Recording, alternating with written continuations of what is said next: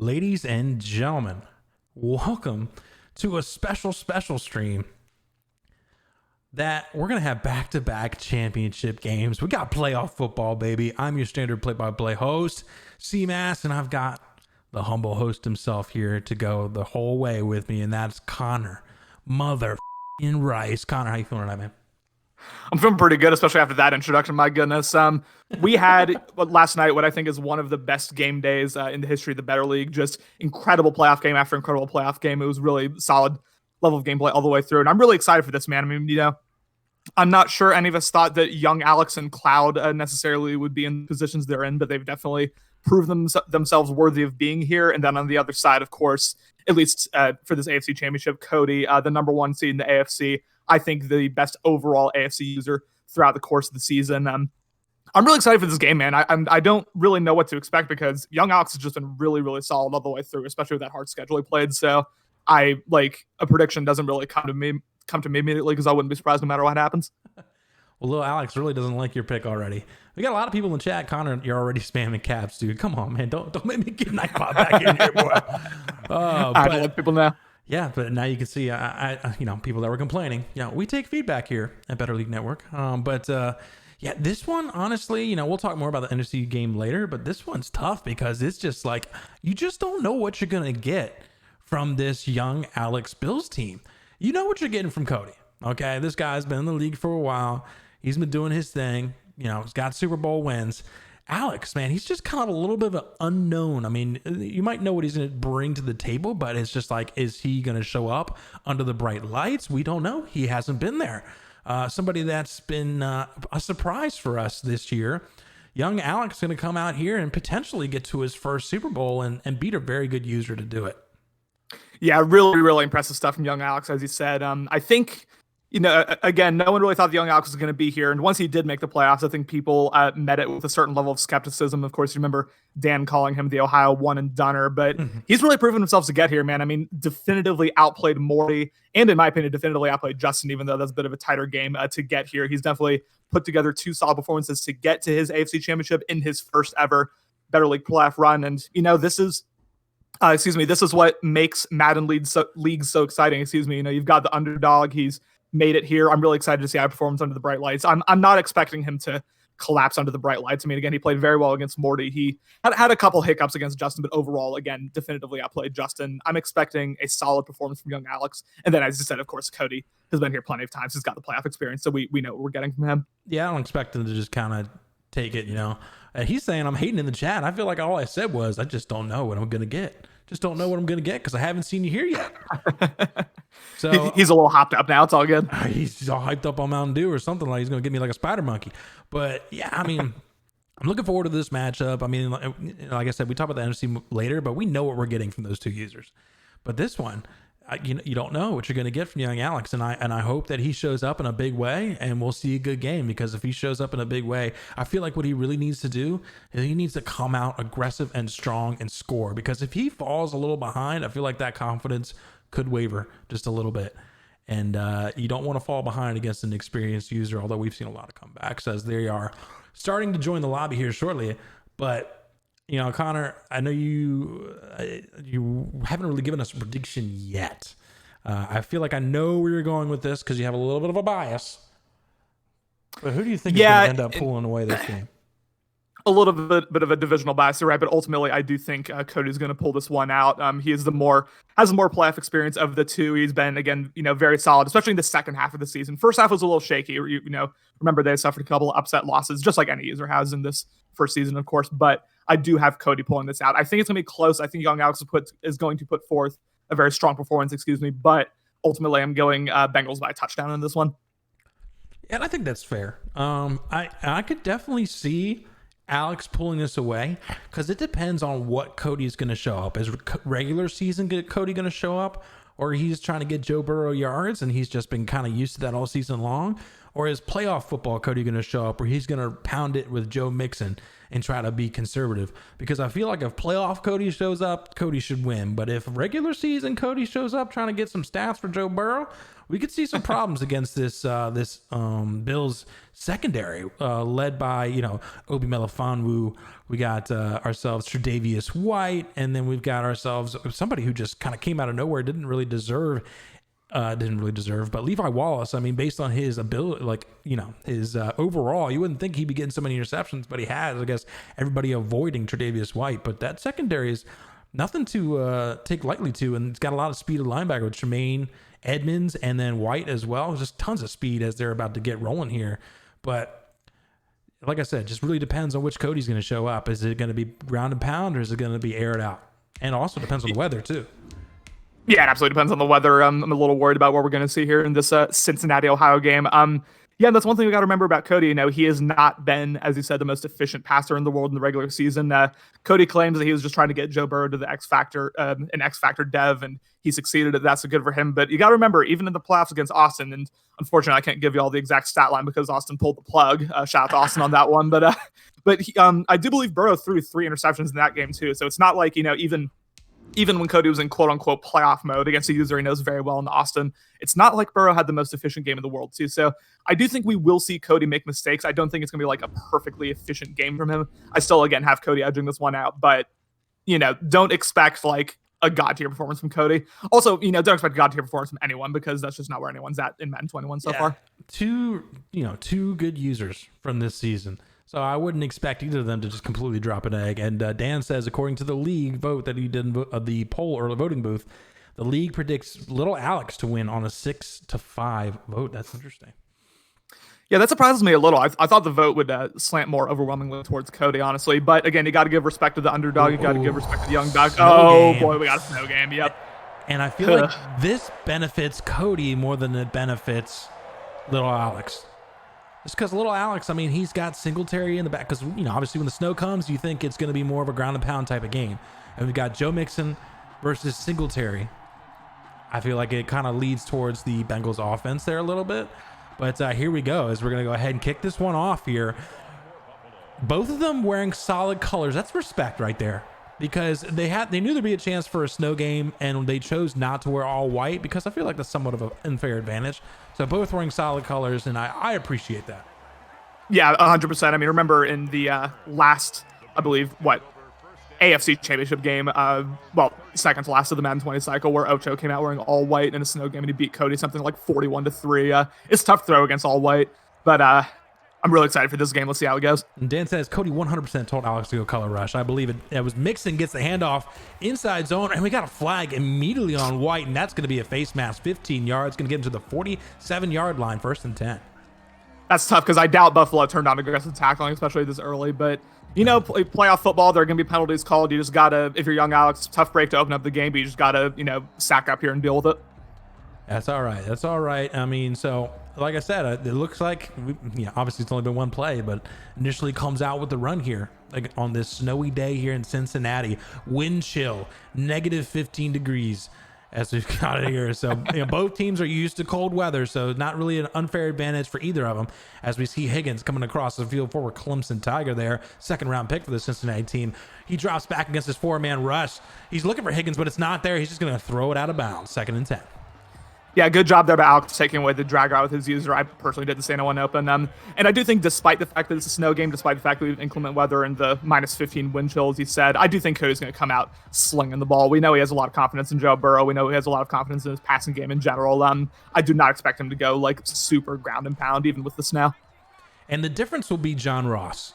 Does John Ross get into the passing game? Because when he gets into the passing game, he's got the ability to score anytime he touches the ball. Henry Ruggs-esque, as we've seen all year long, as Joe Mixon gets maybe a couple yards there on the 2nd down, makes it a 3rd and 7. Really nice job of shooting the gap there by number 32. Only a 3-man rush, and it looked like the box was not particularly stacked there, but only a 3-yard gain, and now we have our first 3rd down of the game here for the Bengals. 3rd and 7 here. It'd be a big win for Buffalo to hold them after the penalty that gave him a lot of yards here. Looks like the typical verticals outside, slants on the inside, although he adjusts. AJ Green drops back. He's going to have RB. He throws it to RB, and Mixon able to go ahead and possession catch that out to about the red zone. Big play there, 1st and 10. Yeah, really nice throw by Cody there. Waited for the user to commit to one read and then went to another one. And also a really nice job by the Bengals offensive line. That's going to be really important because this Bills pass rush is no joke. So the offensive line holding up there is a good sign for the Bengals moving forward. Great. Well said. That was great patience there by the rookie Joe Burrow. We got an RPO set up. Mixon gets the handoff. He's got the first down and more. He's going to walk this one in for the touchdown. And young Alex launches a hit stick from 5 yards away, right out of the Connor Rice playbook right there. I've been the victim of that plenty of times. And yeah, even though Cody's not the most run-first user in the world, he can get sticky with Joe Mixon. So that's going to be something to look out for. If young Alex continues to launch hit sticks like that in the open field, we could see Mixon have a big day here in the AFC Championship. Ryan says, angle route Cody. Oh, it's funny. He does. He likes angle routes with his running backs, understandably so. That's a great first drive for this veteran Cincinnati user here, Cody, to go ahead and take that down for a touchdown. And like I said earlier, Alex doesn't want to fall behind, so he wants to make sure he at least gets 3 points here on this drive to make sure that he can get a little bit of confidence in this game. Yeah, especially in the AFC Championship, I'm sure the nerves are pretty high right now for Buffalo, but, make sure to convert the first down, just get the offense going. No need to take deep shots immediately, just get the efficiency going like he did against Morty.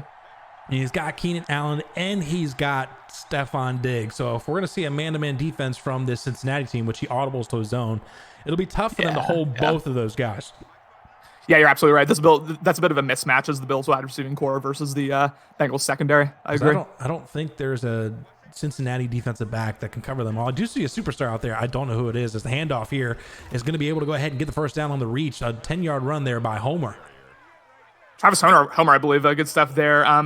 Good. He motioned Keenan Allen to the left and then back to the right. Ended up going with the inside zone. I think he saw that he had the numbers advantage in the running game, and that's a good start. Again, get the first down under your belt. Go from there. Good stuff from young Alex. Never seen a Cody stream with a 720p source. Yeah, kind of disappointing there. Something's going on with this setup apparently. As Singletary gets the handoff here, and then it is well done by the defensive line of this Bengals team to go ahead and hold him to 3 yards.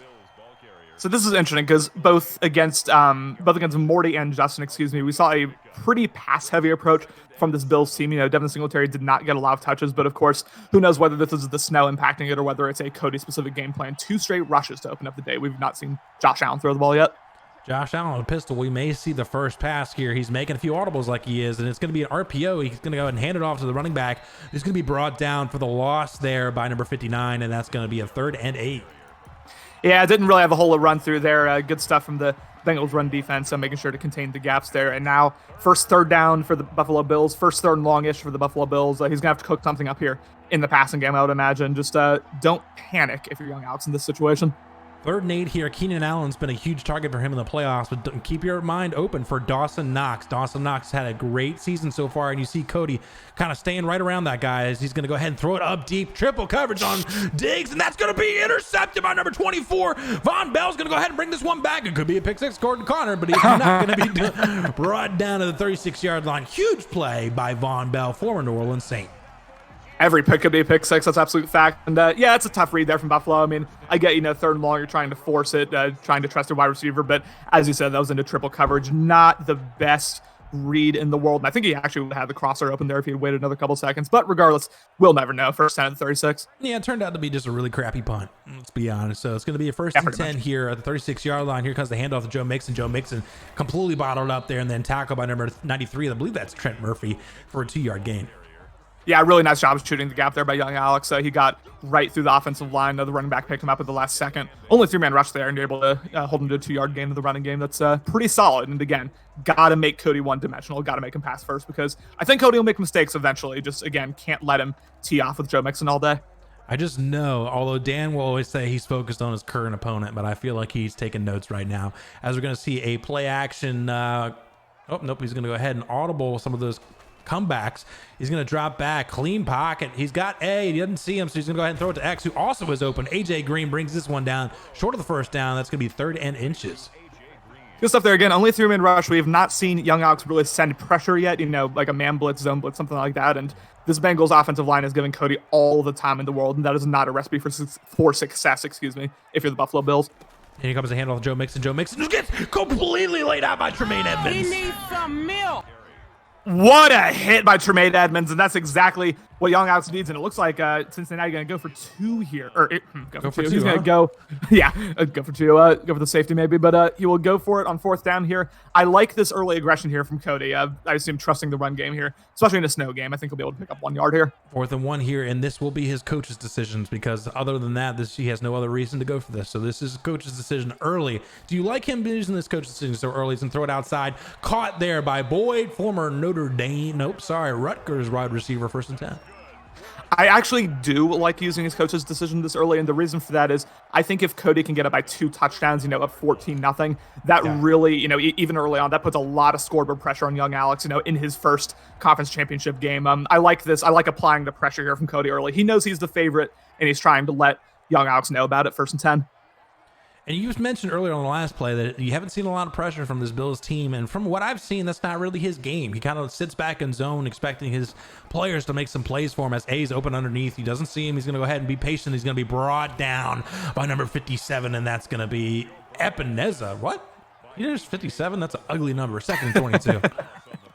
Yeah, I think Joe Burrow was staring down the post there potentially, saw that cover too, but young Alex did a good job of dropping his middle linebacker into a deep blue zone, so the post wasn't open, of course. Again, really important to disguise your coverage against Cody. If you disguise your coverage against Cody, if you make him doubt his eyes, again, he will make mistakes. Just got to keep this going over the course of the game. 2nd and 22. He's got trips to the left-hand side. He's going to drop back. Send Ross on a slant's not there. He's going to go ahead and probably dump it down. No, he's going to throw it deep. This could be intercepted. It is going to be intercepted by number 21. I think that's Jordan Poyer. It is Jordan Poyer with the interception. Former Oregon State Beaver. 1st down, Buffalo Bills. And that's what I'm saying, man. Got to get pressure on him. Got to disguise your coverages. He will try to force it eventually. He trusts Joe Burrow maybe a little bit too much in the passing game, and he threw that right to the secondary. And that was much needed from Buffalo's perspective because Cody had been dominating the game up until that point. But now, Josh Allen and company on the 35. Now it feels like that coach's decision was a waste. As we got Josh Allen under hindsight 2020, but I think you're right, yeah. Yeah. As he's going to go ahead and hand it off to Singletary. Singletary's going to try to break it to the outside. He's able to break 1 tackle, limit 2 tackles, and now he's brought down by the 3rd player, Carlos Dunlap. Where did he go to school, Connor? The Florida Gators, baby. Chop, chop. 2nd and inches here. Fire child Grantham. Good run there by Devin Singletary. Broke multiple tackles, and you don't expect Devin Singletary to be the type of running back that can do that. So good sign from young Alex. And I like continuing to establish the run, get Cody to press up, and then maybe he'll get Diggs open on the deep route here eventually. 2nd and inches here. I'm really glad you knew he went to Florida because I would have felt really bad if he didn't know. We've got Josh Allen here. He's going to go ahead and drop back. Here comes that screen pass. Cody recognized it, but he's not going to be able to bring him down. He's going to get that 1st down and then brought down by number 21, McAllister? Maybe? I don't know who that is. Listen, I not like I would know. I must identify players like 20 times. Yep, Carlos Dunlap, 2008. Maurice Alexander, former Clemson Tiger. Beautiful stuff. Shout out to Davis Sweeney. I like the play call there, the slip screen, establish that. Get Cody thinking about that for the rest of the game. We know how I won't say OP, but we know how solid slip screens are in Madden 21, so that's good stuff. Definitely brought back this Madden. He's going to go ahead and throw that. Could be intercepted here. It is going to be intercepted. Von Bell was just waiting for that one. He's going to go ahead and bring this one back, and he's going to be brought down at the 43-yard line. Von Bell, have yourself a game. 2nd interception of this game. See, that was open at one point, but he mistimed it. He waited like a second longer than he should have, and that's an easy interception for Von Bell as he waves the Bills goodbye there. Tough start here for Josh Allen. Already, 2 interceptions, only 1 completion. Only a 7-point game still, but Buffalo's really going to need to calm down here in the passing game if they want to win this one. Interesting formation. Cody recognizes he's going to go ahead and hand it off to Joe Mixon. Joe Mixon able to go ahead and get a couple yards there. Man, this stream is pixely. That's going to be a 2nd and 8 here. Yeah, good stuff there again. Part of it is young Alex has generally been doing a pretty good job of taking the first hole away with his user, but also, this Bills run D, just like the CPU players, they've come to play so far. Generally, Joe Mixon not really able to do much here on the ground. Joe Burrow shotgun formation here. He's got 3 wide receivers, and he's got Uzomah there at the tight end position. He's got Uzomah. He's going to tug it down to him, and then somehow falls out of his hands as White able to knock it out, and it's going to be a 3rd and 8. Yeah, kind of a weird animation there. It looks like if he just done a rack catch, he probably would have gotten a few yards off that, even though Uzomah's not the fastest player in the world. But Buffalo doing a good job of holding firm so far. Cincinnati, other than the interceptions they've thrown, they've gone very West Coast with their approach so far. A lot of short passes, a lot of runs. So we'll be interested to see what happens here. Here comes the screen from Joe Burrow. Joe Burrow picked up well by Edmonds, who just brings Joe Mixon down, and that's going to bring out the punt unit for the Cincinnati team. Well read by Trumaine Edmonds. Very well read. Recognized it early and shot the gap there and immediately brought down Joe Mixon. this Buffalo defense generally doing a good job. He has to stop shooting himself in the foot here with these turnovers. I mean, gotta get a bit more conservative, in my opinion, with Josh Allen. There's been too many forced passes. Great punt there by Cincinnati. Going to pin him at the 16-yard line as Buffalo going to take over. Buffalo not being able, they've been shooting themselves in the foot, like you said. How is an easy way for him to go ahead and avoid doing that? And I appreciate if you don't give me the Justin answer. I already know what Justin would say in my head. Well, I mean, I liked the idea of the slants he ran with that interception. I mean, it's generally a good idea to try to get your athletes to open space again, but unable to do so as we have a handoff here to Devin Singletary. We got some room, but a 7-yard gain. I don't think it's a play calling issue necessarily from Young Alex. I just think when Cody's able to get pressure, I think I get the impression the Young Alex is kind of panicking and trying to force it into coverage, and it's just a mindset thing. You just gotta know when to throw the ball away here. Josh Allen going to be in shotgun formation. He's got trips wide receivers to the left. He's got Keenan Allen in the slot, who has not been targeted yet today. Making a few adjustments here. About 10 seconds off the play clock. He's going to go ahead and hand it off to Singletary. Singletary is going to be brought short by the defensive tackle there, and it's going to go ahead and hurry it up here. 3rd and 1. I'll get your thoughts on that play here in a second. As he's going to make a few adjustments here, so is Cody. Is going to go ahead and flip this over to a cover 2. He's going to go ahead and again, same exact play, hands it off to Singletary. This time, plenty of room. He's going to go ahead and bounce this one outside. He could go away, but he doesn't have the speed he needs. Von Bell able to chase him down, brought out at the 36-yard line. Von Bell saving a touchdown there, but yeah, I was about to say run the ball again. I mean, Cody was not stacking the box whatsoever, and Devin Singletary with his longest run of the day. I like that from Young Alex. He saw the numbers mismatch in Cody's formation, went no huddle for the first time all game, and executed there. Really nice stuff from Young Alex here, first 10 of the 36. First and 10 here, as we've got 15 viewers in here, and we appreciate all of you. Let's see if we got anybody new in here. We got all the standard peeps. Fear Arms is in here. Hey man, what's up? What's going on? The Lord Ooms. Tim and Gru, I've seen you in here a couple times, man. I appreciate you. And then we got all the regulars: Cloud, Ben, Steele, Austin, Morty, Cook, Dan, and then Big Alex. Appreciate y'all being here. 2nd and 10 here, as more than likely, I'm guessing, an incomplete pass. 7-0 for the Cincinnati team. Tell me a little bit about that play I just missed. Well, it was a stretch RPO that got absolutely locked down by the left end. Really nice stuff again from Cincinnati's run defense. And I will say, I do think, again, especially in the snow game, Cody's run defense has not been the best historically. He's been very vocal about complaining about that over the course of the season. So even though he's put up no points, even though he's thrown 2 pretty ugly interceptions, I like the general approach here from Young Alex, going pretty run heavy, trusting Devin Singletary, to make men miss. So I think good stuff, but again, at this point, especially in the conference championship game, is bad execution. Josh Allen shotgun formation in a tight set with Dawson Knox out there, and then he's got Stephon Diggs in the slot. 2nd and 10, start of the second quarter here. Taking a few minutes to go ahead and make a few audibles here. It's going to be a handoff here to Singletary, wide open to the field. Going to get the first down and more, brought down the 24-yard line. That's what I'm saying, man. Cody keeps coming out in these nickel and dime concepts, and we may see another inside zone here. It's very possible that he's going to keep taking advantage here. Drops back. He's going to go ahead and throw this one to Quez Watkins, the rookie. He's going to go ahead and be brought down the 2nd and 3. And man, Josh Allen with only 2 completions. We're in the second quarter. Again, not the best start in the passing game, but I think Young Alex is okay with where the game's at this point. Again, he's able to establish the run really well, hitting the gaps really well. So just, again, keep that up. I think this might be an RPO here for Quez. Let's see if he decides to go ahead and hand it off. Nope, it's going to be a standard pass play. Drops back, throws it underneath Singletary in the flat. Singletary is going to get laid out by number 55. I think that's Logan Wilson, former Colorado Buffalo, maybe? Boy. Yeah, I couldn't even begin to tell you.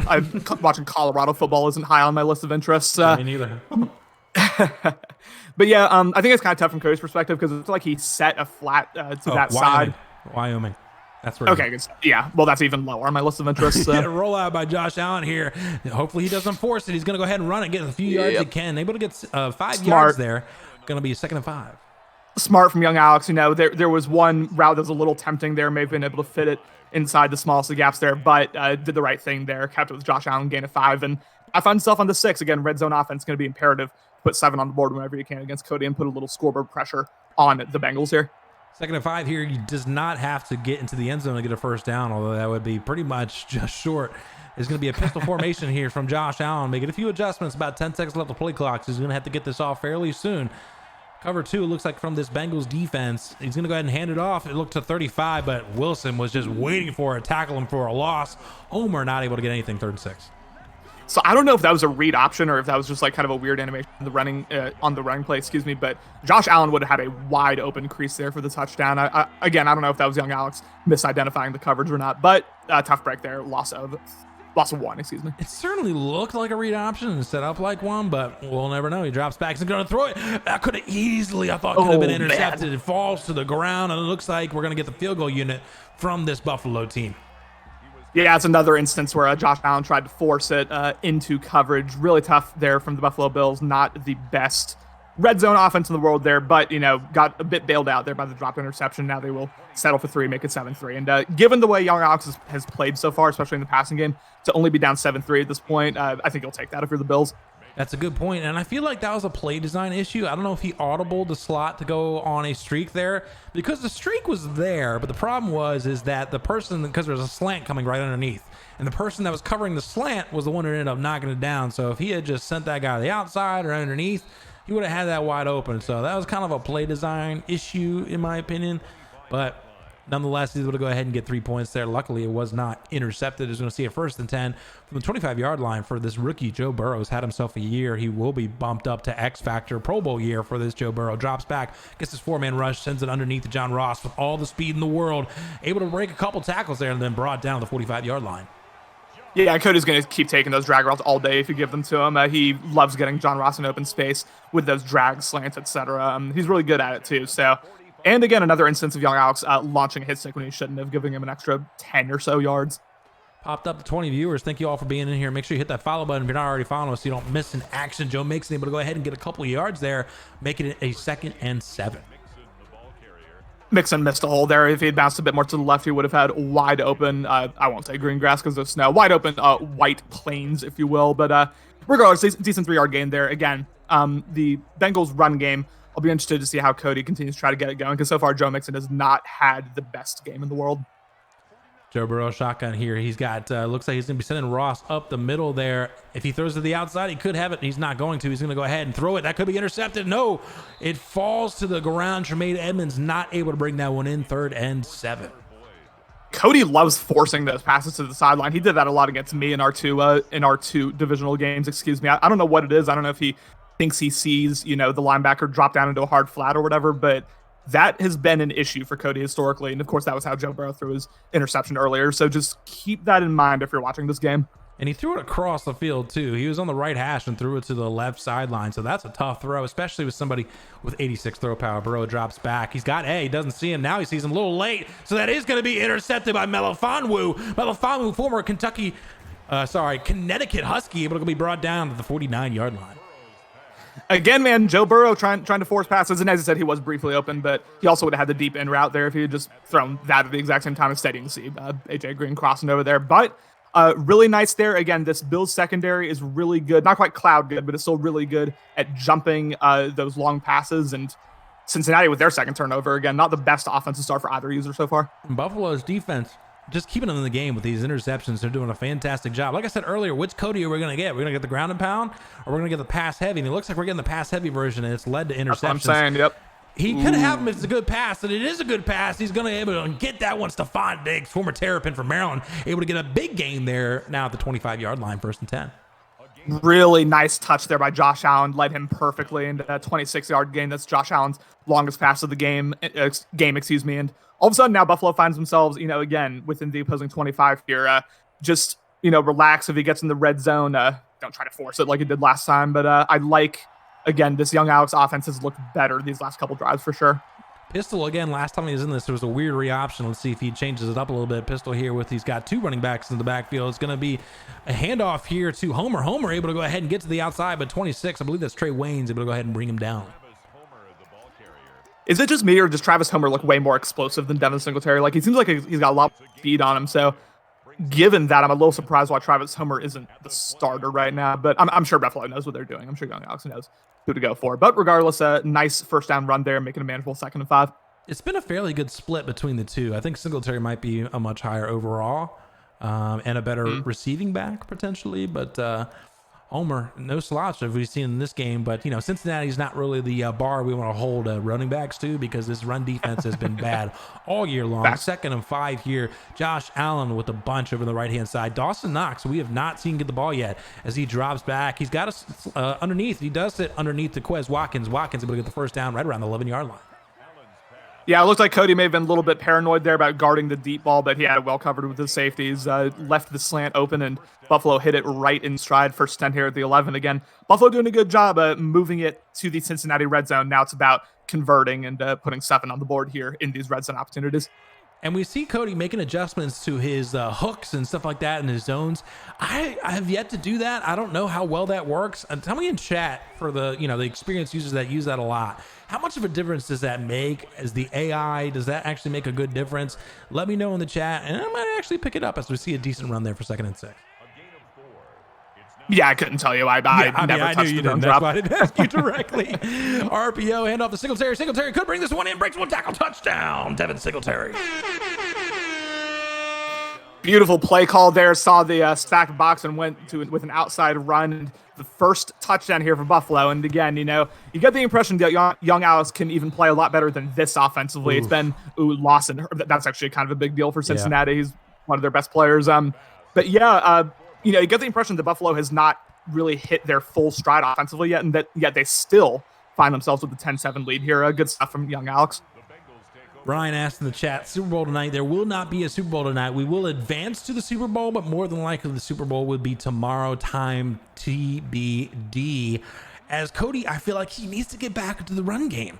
He's got Joe Mixon. He keeps complaining about the run game being so OP, yet in his mind, it looks like we're going to get inside zone here. He keeps wanting to pass it, and especially against these setups that he keeps getting. Joe Mixon able to go ahead and get a couple yards there, about 4 yards, I believe, because 8 rushes, 43 yards, and touchdown. That's pretty solid. It's not bad, yeah. Did you catch that injury? Ahead, sorry. Did you catch that injury for Carl? He did it so fast. I didn't. I'm sorry. Damn. Yeah, I didn't see it. I'm sorry. Maybe someone can let us know in the chat. Super Bowl tonight, Cloud wins. 2nd and 6 here. Again, I think this Bills defensive line doing a really good job of preventing Mixon from getting past first level in general. So maybe has Cody's confidence a little bit shaken in terms of his running game. Well, if there's a Super Bowl tonight, it probably won't be broadcasted because I don't think we're going to do 3 games in a row. I don't want to speak. Yeah, I'm good. I'm good. Yeah, he's got to be open, and then just a terrible overthrow, throwing off his back foot. And that's just, a little bit of EA action as we're going to get a pause here. He might bench Burrow. Just kidding. He won't do that. He might be pausing and frustrated. Are you kidding me? That's probably what he's saying. That's crazy.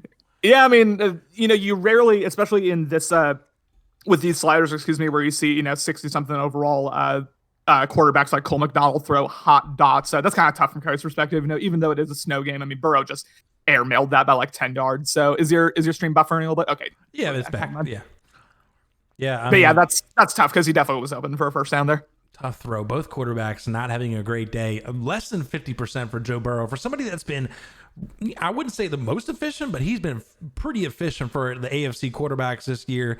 Like I said, able to go ahead and get a Pro Bowl berth, but right now he is struggling in the snow right now.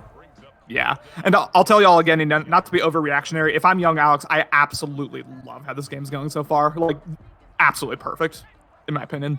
Let's see. Lucky Charm says, not going to lie, I really don't want to deal with Alex if he makes the Super Bowl. Watch roster. Hero Austin says he will, as we got to drop back, and he's going to go all over it. Sacked. Great pressure there by Guidry? 4th and 15. Shoot, I couldn't tell you, but young Alex sent pressure at the perfect time there. It's been a lot of, 3 and 4-man rushes, but there he sent the edge blitz, and it got through untouched. And now Buffalo up by 3 here, about to get the ball. This Buffalo defense has looked pretty locked down so far after, of course, they gave up a touchdown on the first drive. I love how this like group of people just completely overreact. It's 10-7. Everybody's all like, he's going to get to the Super Bowl. I don't want to have to deal with him. And I don't know. Ben saying Alex would get embarrassed in the Super Bowl. I don't know. Like, I don't know. Because Alex, you got to remember, Alex played a legit schedule. Like, his schedule was among the hardest in the league and got the 3 seed anyway. And now I find himself here. So I don't know, man. I don't know. Dan taking credit based on his one and doneer comment. We'll see. He's going to go ahead and hand off to Singletary. Great read there by Singletary, and great juke as well. He's able to go ahead and get across midfield down the 44-yard line. Just under 3 minutes left in this first half. if young Alex was maybe questioning himself a bit before the game in terms of his confidence, there's no way he is right now. He's got to be feeling very good about how it's going, starting to break the first level of Devin Singletary pretty consistently here. The Bengals' run D has pretty much gotten worse and worse as this game's gone on in general. So, again, not to repeat myself too much, but if I'm Buffalo, I really like the flow of this game so far. And now, of course, it's imperative to put 7 on the board whenever you can and put the scoreboard pressure on Cody. First and 10 here for Josh Allen. He's got 2 wide receivers out there, 2 superstar wide receivers, Keenan Allen and Stephon Diggs. He's going to hand it off Singletary. He's had himself a great playoff game so far. And we got an injury to one of the offensive linemen, McGovern. I believe that's the right guard or left guard. He's got a back injury, it looked like. So more than likely, they'll tell us his ankle's hurt. Yeah, that looks like a pretty bad injury. That took me a second. I'm sorry, but that looks like a pretty bad injury from what you could see as he was crawling on the field. I was about to say we're about to hit the 2-minute warning, but there was an injury timeout, so never mind. Sorry. This Buffalo offensive line is not deep by any means. They're going to see a handoff against Singletary and then brought down by the defensive back, number 23, Phillips. He's going to bring him. That's a lower back strain, so it was accurate where it was, but it wasn't that serious. So he'll be back in the game here shortly as we get a 3rd and 4. And that's going to be the last play before the 2-minute warning. Connor, what are your thoughts? Well, overall thoughts, man. I mean, again, from Cody's perspective, he's really got to stop forcing these sideline routes. That's where his 2 interceptions have come from. I get the impression that he's staring down certain reads because, if I see open players and Cody doesn't, that's how I know something's wrong because my reads stay trash. But, if you're young Alex, it hasn't been a perfect game, especially in the first quarter. Josh Allen looked really shaky, but I like where I'm at here. Again, if I'm the Buffalo Bills, and again, I've got to put points on the board wherever you can against Cody because Cody's liable to, go off here offensively in the second half. Josh Allen shotgun formation, and he's got trips to the left-hand side. Yeah, he's got some good weapons. I feel like he's got some underrated weapons just because none of them are super speedy. As he drops back for this, I thought it was a screen for a second. It is not. He's going to throw that. Could be intercepted. Whoa. It is intercepted for William Jackson. William Jackson going to go ahead and intercept that one. Big mistake by Josh Allen to give Cody the ball back here with just under 2 minutes. Well, I don't know. It looked like he might have been open, or at least, not in interception position, but Josh Allen just underthrew that, which you're not really used to seeing. But bad throw by Josh Allen and 3 interceptions here already for the Buffalo Bills. Definitely should have thrown that one upfield as Joe Mixon brought down in the backfield by Jerry Hughes, former Texas Christian University Horned Frog, brings him down for right back at the line of scrimmage. Yeah, Cody's gotten absolutely nothing in the running game going this entire second quarter. It seems like pretty much no matter where he runs it, it seems like the Bills' defensive line is right there, ready to take him down. So I'm expecting to see, not a one-dimensional approach, but a pretty pass-heavy approach here from Cody moving forward. And I don't see a lot from Cody as I'm going to go ahead and call this play here in a second. He's going to go ahead and drop back, throw it to that corner route. Oof. AJ Green, I felt like could have caught that one. I felt like it went right over his head, 3rd and 10. And I was about to say, Cody, I don't see a lot of RPOs. I don't see a lot of screens. I don't see a lot of slip screens from this team, which I feel like he could really use now, especially in the snow, to get his young quarterback going. What are your thoughts on that? I tend to agree. I mean, we've definitely seen Joe Burrow a couple tough throws. I think that was more the wide receiver's fault there, but that's tough from Cody because I hate it whenever there's that. It looks like a little bit of like desync there in the passing game, and then your wide receiver doesn't react. That's happened to me plenty of times, and it's tough to see. But 3rd and 10 here. Drops back. He's got slants. He's going to go ahead and throw it to one of them. John Ross able to go ahead and catch it, but he's going to pay for that one. He's going to get the first down. And here comes that timeout from Cincinnati. Yeah, I mean, there was really nothing young Alex could have done there. He had to pick one of the slants, and of course, Cody going to the other one. They're going to John Ross, getting him in open space once again. Just got to limit Cincinnati. Got to continue to disguise your coverages. Just make sure that you get Cody to continue to doubt what he's seeing here on the field. And when Cody needs yardage, that's going to be the play that he's going to set up 2 verticals on the outside, slants on the inside, and then a what some call a Texas route from the running back. He's going to go drop back. He's going to look for the tight end, Uzomah. Going to be able to bring that one in. He stays in bounds, though. So is he going to use the timeout, or he's going to go ahead and take his time now that he's on the other side of the field? Looks like he's going to take his time. Yeah, young Alex has to take away the corner around this situation. That's always going to be Cody's first read, and he hit it there perfectly in stride, 1st and 10. Big Daddy Groove in the chat says, I just traded away Christian McCaffrey in my fantasy league. Who took that trade? Come on. Do you feel a little bad? Like, you got to feel a little bad, right? I mean, props to you for taking advantage of whoever, but anyways, just going to throw it underneath here to AJ Green. AJ Green, we're going to catch that one, get out of bounds, and I think we got an injury timeout after. Oh, wait, what? I don't know. It said timeout, but then no timeout was called. Then we saw a flag. A whole lot of things just happened, but nonetheless, they got the ball on the 14-yard line, apparently. I'm going to assume there was an injury because, again, no reason for Cody to call timeout when he just went out of bounds. We'll see who it was, but yeah, regardless, a nice drive here from Cincinnati. Buffalo really got to hold him to 3 here, especially because I want to say that Cody had one of the more efficient red zone offenses in the league this year. So it's going to be tough asking here from young Alex's perspective. They're going to be looking for this Boyd route here. He's going to go ahead and drop back. Here comes the pressure. Picked up well by this team, and he's going to throw it right to him. 21 oh, my God. Traps it! Traps it! You got an IRL one and a soundboard one. How do you drop that, CMass? Oh, my goodness. Ironically, I think we timed it perfect because I played it twice. The first time, I couldn't tell the difference. It was like perfectly synced. But that's just, it's embarrassing because I thought Tremaine Edmonds had that one. And then Jordan Poyer, who's an all-pro safety in real life, not able to bring that win in. So that could come back to bite them here if they're able to go ahead and get 3 points or potentially a touchdown. Handoff here to Joe Mixon. Joe Mixon's going to go ahead and run this one in for the touchdown. Yikes for the Buffalo Bills team. Real tough there, and Joe Mixon breaks past the front seven for one of the first times all game here. And, that's a tough break from young Alex because that really should have been an interception. I don't know what happened. That popped up ball, But regardless, dropped the pick, and then Cody makes him pay for it one play later with a touchdown. And I will say, I thought I missed the ticket for a second. Excuse me. I will say, Cincinnati, I've mentioned that young Alex feels like he may have another level to his offense from what we've seen so far. I know for sure that Cody is another level from what we've seen so far. So I think both of these users aren't going to be thrilled with how they've played offensively as we head into halftime here. But at this point, it's really going to be about who makes the more pertinent adjustments and who's able to be more clutch here in the second half of this AFC Championship game. And I agree with Dan. Dan says sometimes Madden hits you in the face, but how do you respond?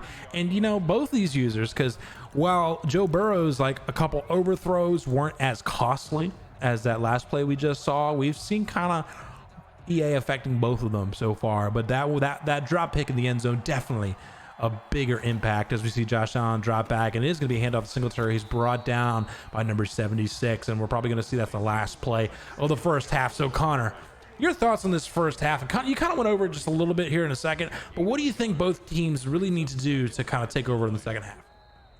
Well, from Cincinnati's perspective, I think he started doing a better job, Cody, that is, in the second quarter of getting, as I've said before, his athletes in open space. John Ross on those drags, those slants, and getting the ball to AJ Green's hands as well. He definitely early on forced a couple of, errant corner routes for interceptions, of course, but I get the impression that he's kind of got that out of his system and he's ready to ball out here offensively in the second half. From young Alex's perspective, as he gets killed in the kick return, I don't really I don't know if it's so much a scheme issue as it is he's just his timing's a bit off in the passing game. He's had a couple open routes that he's just waited for an extra second and then thrown interceptions as a result. I don't get the impression that he's forcing it so much as he may be doubting himself a little bit in the passing game. But I definitely expect Buffalo to really establish the running game here because Singletary's generally been balling out.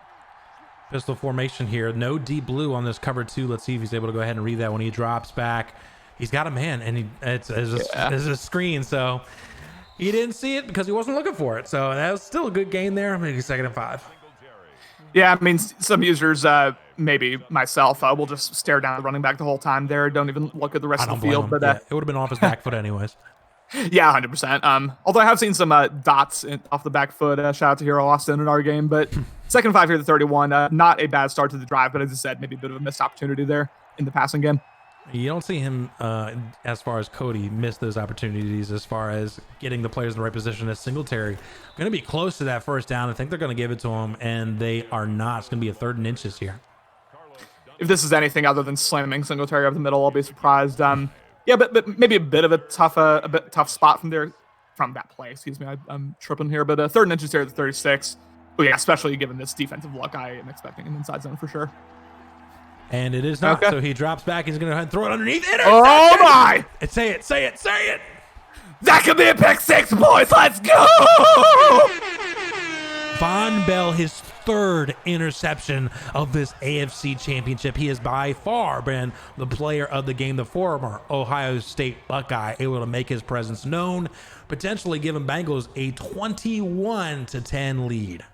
You're 100% right. MVP of the game, no question. And Josh Allen, that was definitely a one-read play. He thought the flats were going to be open. He went to it, but Cody did a good job of setting that hard flat there. Von Bell able to jump the route perfectly. And I got to tell you, man, that's, now that Buffalo's down by multiple possessions, I'll be very interested to see here how young Alex responds in his next offensive drive. Does he start trying to force it to Stephon Diggs and company, or will he maintain, a solid West Coast approach? I'll be interested to see what he does here. And I agree with Dan in chat, and you kind of said it. I feel like he overthought that play call a lot. Could have just pounded it with Singletary up the middle. Dan says he should have gone single back dive. I agree with that play call, but he got a little fancy with it, and that's something that you can't do against an experienced user like Cody. And now he finds himself in an 11-point hole as Qued Watkins just a little bit of zigzag able to get to the 27-yard line. And I mean, even if he had stayed in that initial gun formation, I guarantee you an inside gotten a yard based on the defensive formation we saw. But again, if you're Buffalo, this game far, I mean, I don't need to tell you it's far from over. We still got almost the entire second half left. But just got to remember that. Just got to stay calm and composed. You know, it's not a sprint. It's a marathon. Just got to make sure. Cody had some defensive issues there as he hand off to Singletary trying to break a tackle, but Jesse Bates able to go ahead and bring him down short of the first down. And let's see what kind of little Alex we get here. Is little Alex going to go ahead and just take that punch on the chin there and then come back strong, get up and start fighting? Or is he going to kind of falter and make a lot of mistakes? And I feel like even if he loses this game, but he comes back and fights, it's going to say a lot for the rest of the cycle. As Singletary go ahead and dive there, able to get to the 41-yard line. 100%. Well, you're absolutely right. Is what you know huddle, so I'll let you call it. I'm just reading the chat. No, nothing worth bragging about. As Josh Allen going to go under center here. 2 tight ends, drops back.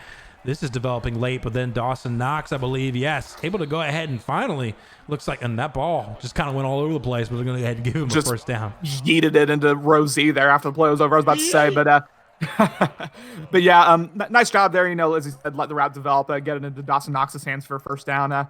Buffalo, now that he finds himself on Cincinnati's side of the field, again, stay calm, stay composed, plenty of time, establish the run here. Allen drops back. He's going to go ahead and throw it underneath to his running back. 34, able to break one tackle. Oh my goodness. Falls out of bounds at the 41-yard line. I see.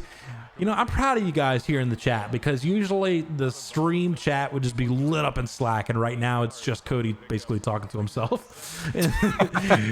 So I appreciate you all actually keeping in the Twitch chat so we can all be involved. Cody, your thoughts on that last play? I was going to say, yeah, doing a good job of continuing to trust the flats there even after that pick 6 he threw, as we have a drop back from Josh Allen and a wide open slant route for a first down. Really nice read there by Josh Allen. Yeah, I mean, every throw except for one is, I'll let you call this as he goes no huddle. Thanks. Josh Allen going to be in shotgun formation here. Keenan Allen finally gets himself a target and is able to go and complete a handoff to Singletary and then brought down by the Cincinnati run defense.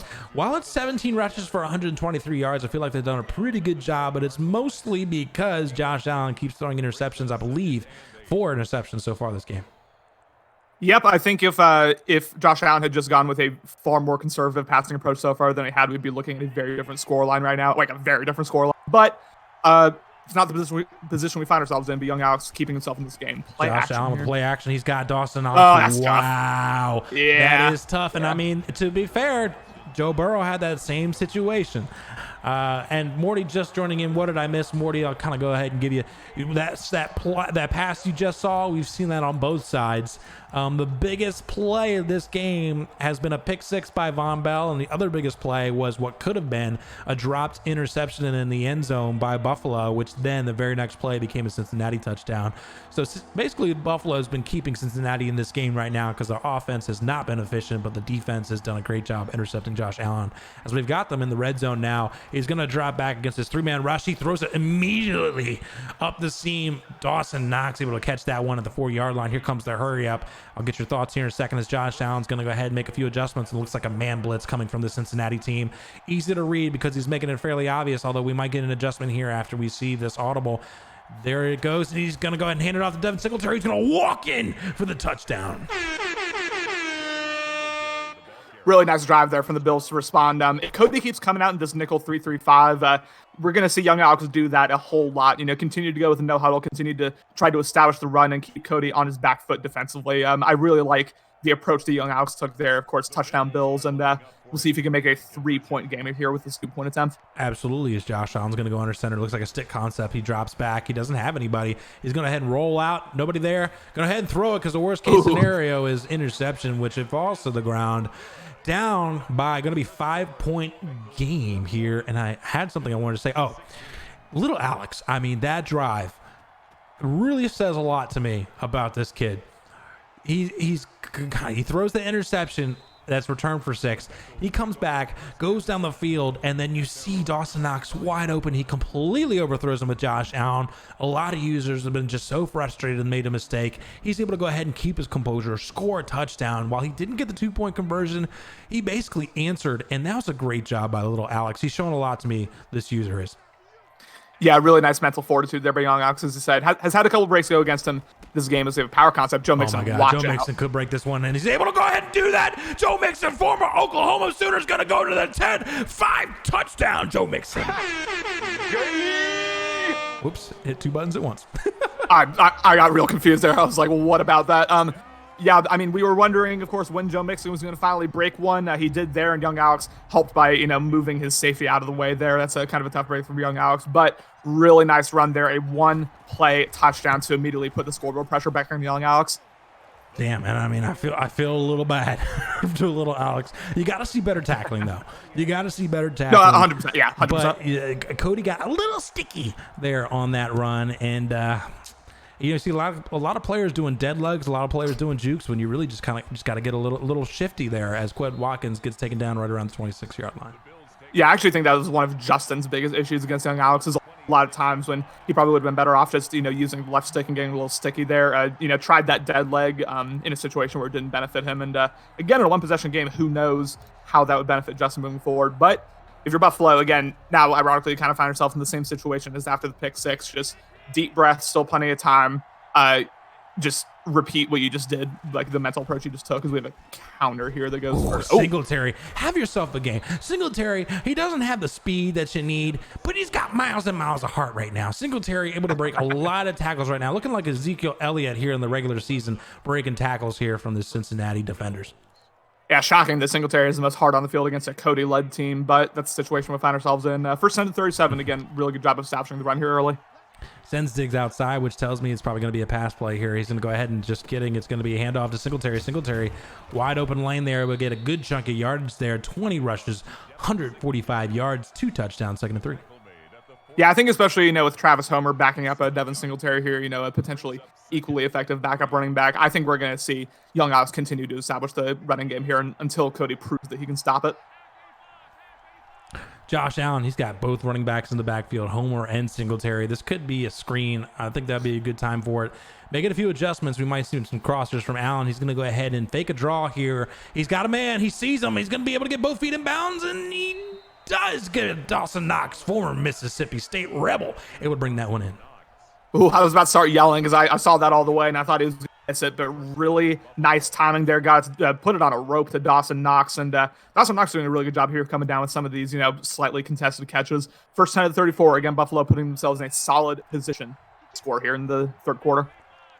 Josh Allen, 1st and 10, 3 wide receivers left-hand side. It's going to be a handoff to Singletary. Singletary got good blocking there, and then brought down by Trey Waynes.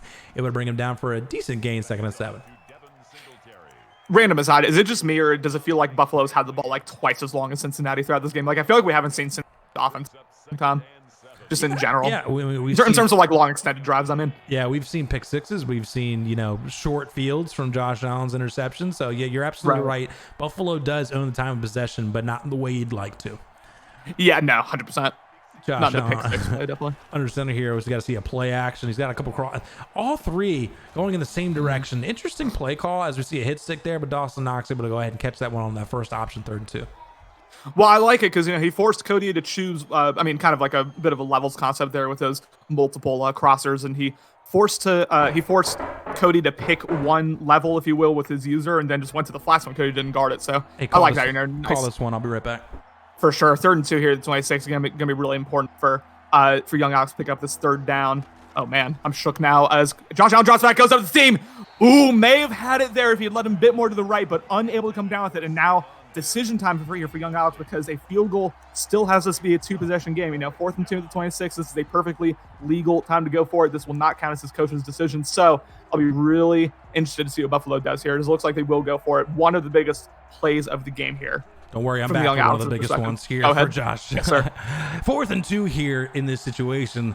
Cover 2, we see it's going to be an RPO. He throws it out. Great read. Keenan Allen going to be able to make a play, makes one man miss, and then brought down by Von Bell. Great job by little Alex to convert there. He's going to hurry up. I'll get your thoughts in your second. Again, audible to a cover 2. It looks like cover 2 man potentially. Nope, back to a cover 3 again. Looks like the same exact play. Not a big fan of them doing hurry up in the exact same play, but he's able to hand it off and get 3 yards. I mean, I think, he saw that Cody was in the nickel 3-3-5. That's a pretty weak formation against the run. I think he's just trying to really take advantage of the numbers mismatch, wherever he could. Unable to do so there, but I like the general approach. Another RPO, this time to Quez Watkins, but Davis Gaither just waiting for it. Former Appalachian State College person. 3rd and 8. Big play there by the linebacker. Little too cute maybe, and now in 3rd and 8, Cody's forced Young Alex to probably go to the passing game here. Again, if you're Young Alex in this situation, we've seen him try to force it a few times already with Josh Allen. Got to make sure, like a field goal is definitely not ideal, but also not the worst thing in the world, even though it's not even the 4th quarter yet. So just don't do anything too risky here. But we'll see what he does, of course. Pistol formation. A tough snap there. That's but it's snap, yeah. Cover 4. He's going to go ahead and throw it underneath, and that's going to be a touchdown by Stephon Diggs. And honestly, Cody misplayed that with his user. He dropped back way too far. That was his only assignment there in terms of where his user was supposed to cover. And he just let that route develop, and a really nice timing route there from Buffalo. As you said, touchdown Bills. And we're back to 1-possession game. Again, it feels like the first time in a while we've seen this Cincinnati Bengals offense, but we'll have to see how Cody responds here, up by 5. I mean, and again, Alex showing resiliency. You got to be proud of this kid, man. He's been fighting. 100%. Fighting. He based on the stat line right now from his quarterback, he doesn't deserve to be in this game, but he is here in this game and playing hard too. And you got to feel for the kid as we're going to see. Let's see if he can play a little defense against this Cincinnati team and Joe Burrow, who's been playing fairly well other than a couple overthrows. He's gonna okay, yeah, he's better than Josh Allen, I'll say that. Drops back. He's gonna go ahead and he's got RB if he throws it up. He does throw it up. Risky. It's that throw power. That 86 throw power is killing him. 2nd and 10. Yeah, and that's the thing. Cody's gonna be able to get those routes more as the cycle goes on because he's gonna keep upgrading Joe Burrow's power, I'm sure. But yeah, again, kind of a risky throw, cross field, try to go all the way to the opposing sideline, and could have been an interception. Maybe a little bit lucky there to have that fall incomplete. Please audible to a run play. That's what I'm saying, man. Golly. It looks like he's not going to do it. He's going to go ahead and drop back here against his 3-man rush. He's got Y, throws it to Y, and then Tremaine Edmonds just completely missed the hit stick there. And Joe Mixon gets it for a decent change there for 3rd and 5. Good job of Young Alex of holding Cincinnati to a 5-yard gain here, and now this is absolutely huge from Young Alex's perspective. Got to get a defensive stop. Got to get the ball back. Cody's not going to give you a lot of these 3rd down situations here defensively, so got to make sure to take advantage whenever you can. And again, continue to disguise your coverages. Big play for this Buffalo defense to hold Cincinnati right now. And again, like I said, this is the concept he does when he needs the yards. He's got RB and he hits some mix and able to go ahead and get that, and then a big hit stick there by Moby Elefonwu. But nonetheless, he gets that big first down. That was one of the rare zone blitzes, again, we've seen. The first time that Young Alex tried that, it immediately got through there, got picked up perfectly by the offensive line, and a really nice angle route first down there for Joe Burrow. 10 seconds left in the quarter. He's going to get it off. Here comes the play action, drops back. He's got the blocking. He's just going to go ahead and run it and get what he can. Slides down.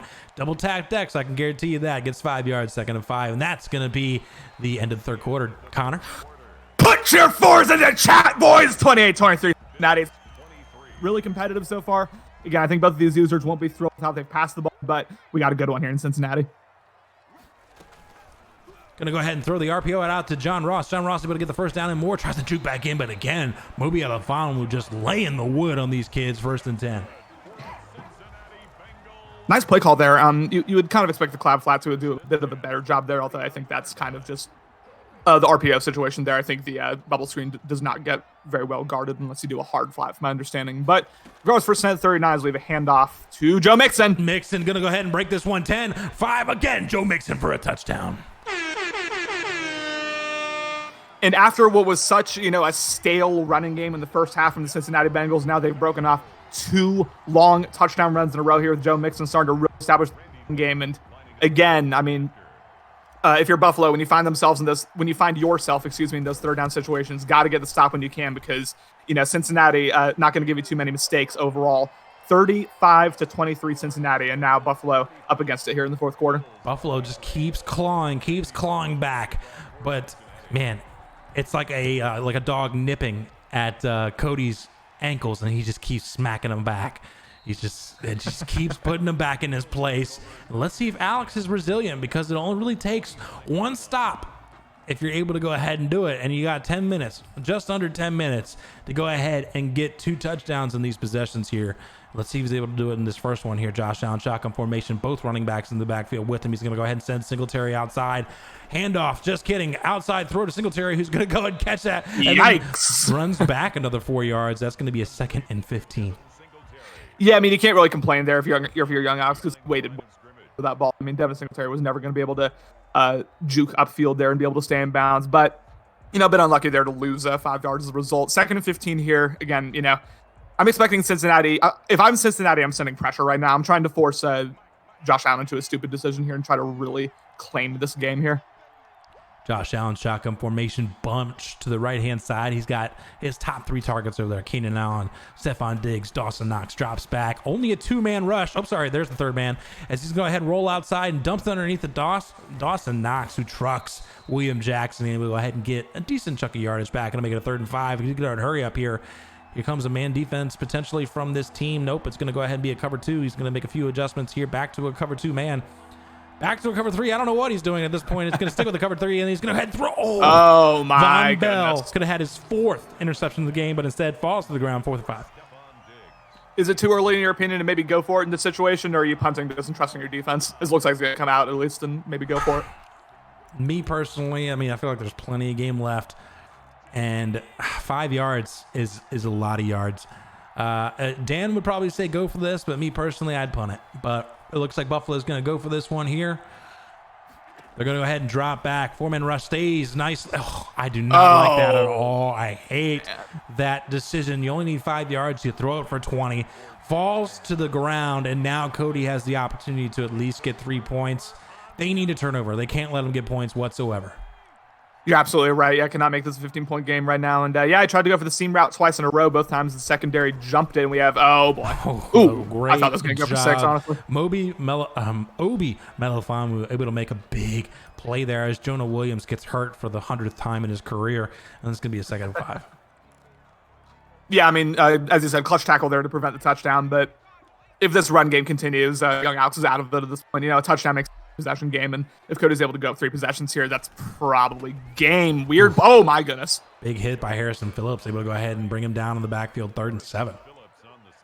The engage 8 call worked out there. Very risky from young Alex, but he saw the run coming, able to get going. Now we have a 3rd and 7 here. Again, must stop here if you're young Alex. 3rd and 7, more crossers from Cody. And he's going to go ahead and drop back. He's going to have X. He doesn't see him. He throws it to A. Uzama with the low throw, able to go ahead and possession catch it for a big first down as Jonah Williams, torn labrum, will be out for the Super Bowl if they advance.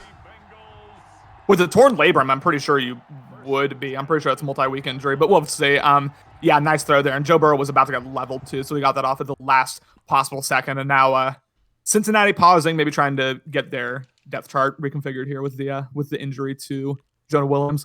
Yeah, trying to figure out the best option for a backup left tackle. And it may be Trey Hopkins, is he the starting center? Actually, it looks like he is. I mean, looks like he is. Bengals offensive line is what we would say suspect for sure, as the kids would say sus.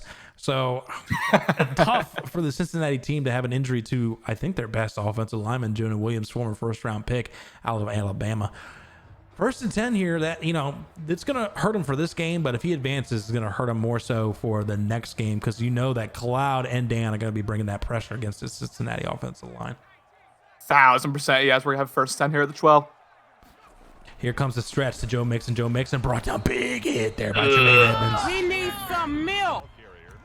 Again, this Bills defense laying the lumber, and yet I don't think we've seen a single fumble this game so far from this Bengals offense, unless I'm misremembering. But no. Regardless, maybe a little bit unlucky from young Alex's perspective not to get a fumble with these, but can't complain too much. Ultimately, it's about getting the stop here. Making a few adjustments here. I thought he was going to bring Boyd across. He decided not to. Here comes the handoff to Joe Mixon on the power run. Mixon able to bring 1 tackle, but then we got a flag here. Potential holding, I think. Face mask. Nope, holding. It is holding on Billy Price, former Ohio State Buckeye, and that's going to be brought back now. 2nd and 21. Yeah, I mean, tough holding penalty, but can't really complain. First one all game, I believe, from Cincinnati. And now, again, going to be really important a field goal makes it still a 2-possession game from young Alex's perspective. So important here to hold him to 3, and we'll see. This looks like he's going to do a slip screen here. It is going to be a screen. Godry just able to read that one perfectly, coming across the field 100 miles an hour to make that play. That was huge because there was not a lot of people behind him. That's a 3rd and 24. Yeah, the linebacker does not make that play, sprinting all the way across the field like that and able to get the tackle there. That was a really nice reaction there from young Alex. And now 3rd and 24, excuse me. I don't expect Cody to be too aggressive here. I don't think he's going to take an end zone shot. We may see a draw. We may see like a bubble screen, something of that ilk, although it looks like he may be setting up for a deep shot here, so I could be wrong. I expect, unless it's completely wide open, I don't think he throws it. He drops back. He's got A. He's just instead going to throw it to Mixon underneath. Mixon making a few plays, and then he's going to be brought down short still for what looks like going to be an easy field goal. Got a little nervous there that he might score that one, but here comes more than likely the field goal unit for Cody. I can't imagine why he wouldn't. I guess it still technically would be a 2-possession game, but he is going to kick the field goal. Yeah, I mean, ultimately taking the field goal is the safer move here. I would consider going for it in this situation just to like really try to put the game away, make it a 3-possession game, but maybe a bit too recklessly aggressive from what I'm thinking. The field goal goes through 38-23. That's against the rules to do that. Because he's already used his coach. Oh, he's already used his coach. You're right. I'm sorry. Yeah. Well, I mean, it's not like anyone cares about that rule anyway. I mean, since it's already been kind of established that the rules are going to be changed, in that situation, I don't think anybody would have had a problem. Even little Alex probably wouldn't have a problem with that. But Quez Watkins, especially if he didn't get it, Quez Watkins takes it out of the end zone down at the 21-yard line. All right, you're down by 15 points. You're the Buffalo Bills. What are you doing? Well, I mean, you got to come out and, gun spread concepts, really try to spread out this defense. Depending on what the defense shows you on my side zones here to get this thing started, definitely not too late to do that. But I don't know, because this downfield passing game really has not worked at all. Play action. He's looking for a guy, but Bailey's completely covering him. You got to throw this one out of bounds. He does. We're going to see a 2nd and 10. Smart decision there by Josh Allen. All right, good job not taking a stupid deep shot. But yeah, excuse me, the Bills might be facing a little bit of time pressure right here. 5-16 down by 2 possessions. But again, it's pretty easy to drive quickly in Madden, especially in Madden 21. So I wouldn't be looking deep, as I said before, every single play here. And also, if I'm Cody, I'm not coming out in 4-3 necessarily. I'm probably coming out nickel and diamond. If he wants to run, let him, but I'm probably playing pass defense here. Well, it looks like he's going to go ahead and stick with it as Josh Allen drops back. He's going to throw it on the wheel route to Singletary. Singletary makes 2 men miss and then brought down by the 3rd man, Pratt. Big game there by Singletary. Singletary, who's been the best offensive player for Buffalo today. Had a great game so far. We're going to see her hurry up. I'll get your thoughts here in a second as we got to cover 2. And keep in mind that Dan, let's take your notes down. When he hurries up, he goes automatically to a cover 2 zone or cover 2 man. He had the seam wide open. As that's an intercepted by Trey Williams. Wow, big play by Cincinnati. I need to see. Well, let me watch this replay real quick before I give it. Dang it! That's too bad. Okay, well, shoot. I'll have to watch that one back because it did not look like it got in bounds, but amazing play there by Trey Williams. My goodness. And that may be the death bell here for this Buffalo Bills team. Handoff to Joe Mixon, and it looks like they ran commit and just completely missed. Flag on the play, more than likely a holding from the Cincinnati team, and it will be a holding by Bobby Hart, and that's going to be a 1st and 18 now. Madden trying to keep Buffalo in the game a little bit with that holding penalty. That would have been a pretty back-breaking first down there. And that's 1st and 18. Again, despite what we just saw, the game is not over yet. He still has the potential, but he's going to need, at this point, Cincinnati cannot get a first down, in my opinion. Buffalo's going to have to get a stop immediately. Of course, the holding penalty helps out, but really got to force Cody to try to do something stupid here, or at least get the 3 and out. 1st and 18. Joe Burrow going to go under center, 2 wide receivers, 2 tight ends, single back. Looks like it's just going to be a handoff up the middle. Joe Mixon takes this one, and then Tremaine Edmonds and some friends able to go ahead and bring him down. Yeah, and I think we'll see the clock continue to tick, tick, tick here for Cincinnati. They probably won't snap it until there's 2 or 3 seconds left on the play clock here. No reason to get too aggressive. At this point, if I'm Buffalo, I'm really aggressively playing the run. I'm stacking the box, trying to bait Joe Burrow into doing something stupid because, the only way you can really get the momentum back on your side is via a pick 6 or something of that nature. So I'm trying to really show run defense here. Even if I don't blitz, just really stack the box. RPO for the Bengals, and it's going to go ahead and hand off, and then Tremaine Edmonds just waiting for him. Former Virginia Tech linebacker able to bring him down. 3rd and 15. Nice tackle. All right, now in 3rd and 15, I'll be interested to see how aggressive the Bengals get. Do they, aggressively try to convert this first down, or do they, maybe go with another run and be inclined to punt it here? Watch Uzma on the corner route right here. Either that or Boyd, who didn't fall down, but then Mixon able to go ahead and catch that one. He's going to be short, but a decent gain and stays inbound, so the clock keeps ticking, and here comes the punt unit for Cincinnati. Yeah, I mean, that's fine if you're Cody, and a nice low-risk throw, and, more importantly, the clock continues to run here, and he's punting it with 15 seconds left on the play clock. I don't like that. I would have waited all the way for the play clock to almost be out, in my opinion. I think that's frowned upon. Because that just gave Buffalo an extra, 15-ish seconds right there. I think that's considered chewing. I don't know. I gotta reread. Yeah, but okay, maybe like 7 or 8 then. I don't know, but I would have waited a little bit longer. Is all I'm saying. Yeah, for sure. Chat, let me know what you think about that. I know what Dan would say. Allen drops back, and he's going to go ahead and throw it outside Singletary again. It looked like he wanted to run back another 4 yards. Able to go ahead and get back to the line of scrimmage. Second time, here comes the hurry up. Get your thoughts in a second. Again, he goes to cover 2 in the hurry up.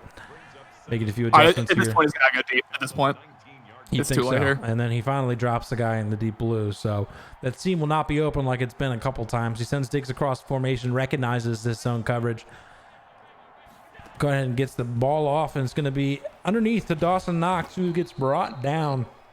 Probably going to be the last play before this. Nope, he might get this one off 3rd and 6. One more off, probably. And we'll get your thoughts here in a second. 5, 4. Can he get it off in time? He does. He drops back. 4-man rush. Man-to-man. You just run this one, and it looks like he is going to go ahead and run it, and then he's going to be brought down. Could have been a potential fumble, but that brings us to the 2-minute warning. So I don't like the approach from Young Ox's last 2 drives. When he when the last drive started, when he still had almost 6 minutes left, I was saying take your underneath route and just run still, and he went deep pretty much every time. And now that the clock's really up against him, he keeps trying to go underneath, and I don't get this from Young Alex. But game not completely over yet. 4th and 5. Drops back, 3-man rush, cover 4. He's got the man underneath on the left, and he just didn't see him. He's going to go ahead and throw that directly to a Bengals player. William Jackson intercepts that one, which is going to more than likely seal this one for Cincinnati. Take them to Super Bowl 55. Yeah, that's a game. I mean, Buffalo's no chance at this point. And you got to say, from coach perspective, it wasn't the smoothest road to get here. He had a couple of regular season games I'm sure he'll be a little disappointed with. But regardless, ended up being the AFC 1 seed, and he will find himself in the Super Bowl. Congratulations to Cody, of course. We knew as soon as he got the Bengals, we knew he'd be, Joe Mixon breaks this here. Oof. Oh, man. Icing on the cake. Yep, that'll just triple confirm it right there. And again, not the smooth to get here from Cody's perspective, but definitely deserving to be in the Super Bowl, the AFC 1 seed. And again, as soon as Cody got the Cincinnati Bengals, we knew he was going to be a perennial Super Bowl contender. Congratulations to him. I'm excited to see my division made in here. It's always good when Cody's competitive in this league. I feel like Dan is yelling at me in the chat. He says there's nothing in the rules against that, referring to the running the clock down to under 10 seconds. As Ben says, stick-E. Sticky as Quez Watkins probably going to bring this one out. He does bring it out. I'm just happy he's not doing some celebration and how some people do, coming out when they know they've lost. He hasn't pulled the plug, so that's also nice. 1st and 10 here for this Buffalo team. And you got to give credit to little Alex. While, the score looks way worse than it actually was, he fought hard. I mean, he made some bad decisions in the first half. But in that second half, he just kept staying in it, kept clawing. As we see another interception here by Trey Waynes. Trey Waynes more likely just going to go down, run out the clock a little bit, and then is then going to be brought down by 44 Bo Scarborough for Wayne's second interception of the game. And again, like I said, that seals it for Cincinnati, who gets their trip to Super Bowl 55. Yes, unless we see some pettiness that from Young Alex, that will be game. And yeah, as you said, credit to Young Alex. Keeping it close for as long as he did, it absolutely was not a perfect game for either user per se, but still, solid by Young Alex, as I said, got punched in the mouth a few times, bounced back a few times, especially in that 3rd and early 4th quarter, but ultimately the Cincinnati Bengals team, and especially the Cincinnati Bengals secondary with Trey Waynes and company, and Von Dahl for that matter, far too much for this Buffalo Bills team. I'm sure we'll see Young Alex back here at some point. He had way too good of a season to then drop off the face of the earth here from a competitiveness standpoint, but ultimately, the Cincinnati Bengals are your AFC champions. Congratulations to Cody. Yeah, absolutely. Congratulations to Cody here. I mean, that offense was relatively non-existent for the first basically quarter and a half there.